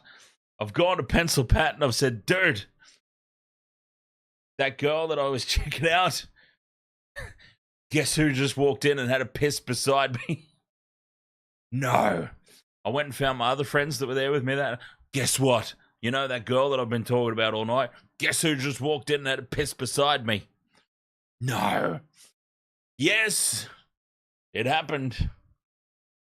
Crazy times. So all I'm saying is, moral of the story, I guess, is be careful. Things are not what they seem. All right, Wasted World of Sports, thank you so much for joining me for this one. I very much appreciate it. If you've got the Discord, let's hang out on Discord for a little bit. I'm in the mood tonight. I do apologize. I was a little bit... I know people were trying to get me on the Discord last night, but I'm sorry. I was just way too tired. Way too tired. I couldn't do it, but I'm in for a big night tonight. So if anyone's interested, Discord, thank you so much. I'll catch you guys tomorrow for the triple header of rugby and Broncos. No, not the Broncos. They were just on. Before I go, I'll share the Discord. There's Richard's after the Discord channel. So I'll share that before I leave as well. Bloody Bulldogs Warriors. That's who's playing tomorrow. Bulldogs Warriors. That is who is playing tomorrow. I will copy the link and paste it into the chat room for the Discord for anyone who might like to join the evil that is our Wasted World of Sports Discord server. Evil, evil place that it is over there. All right. I'll paste that in and share that. And, okay, there we go. I'll paste it a few times just to make sure everybody gets it. To join the Discord, if you'd like to join the Discord, we'll jump on and do some post-game chats that were going to happen last night. I was just way too tired. They'll happen tonight. Thank you so much. Let's play some music and run some ads. And yeah, cheers. Catch you tomorrow. Thank you so much for your company. Appreciate it. As always, there is, what is it they say? There is no me without you. Thank you. Cheers.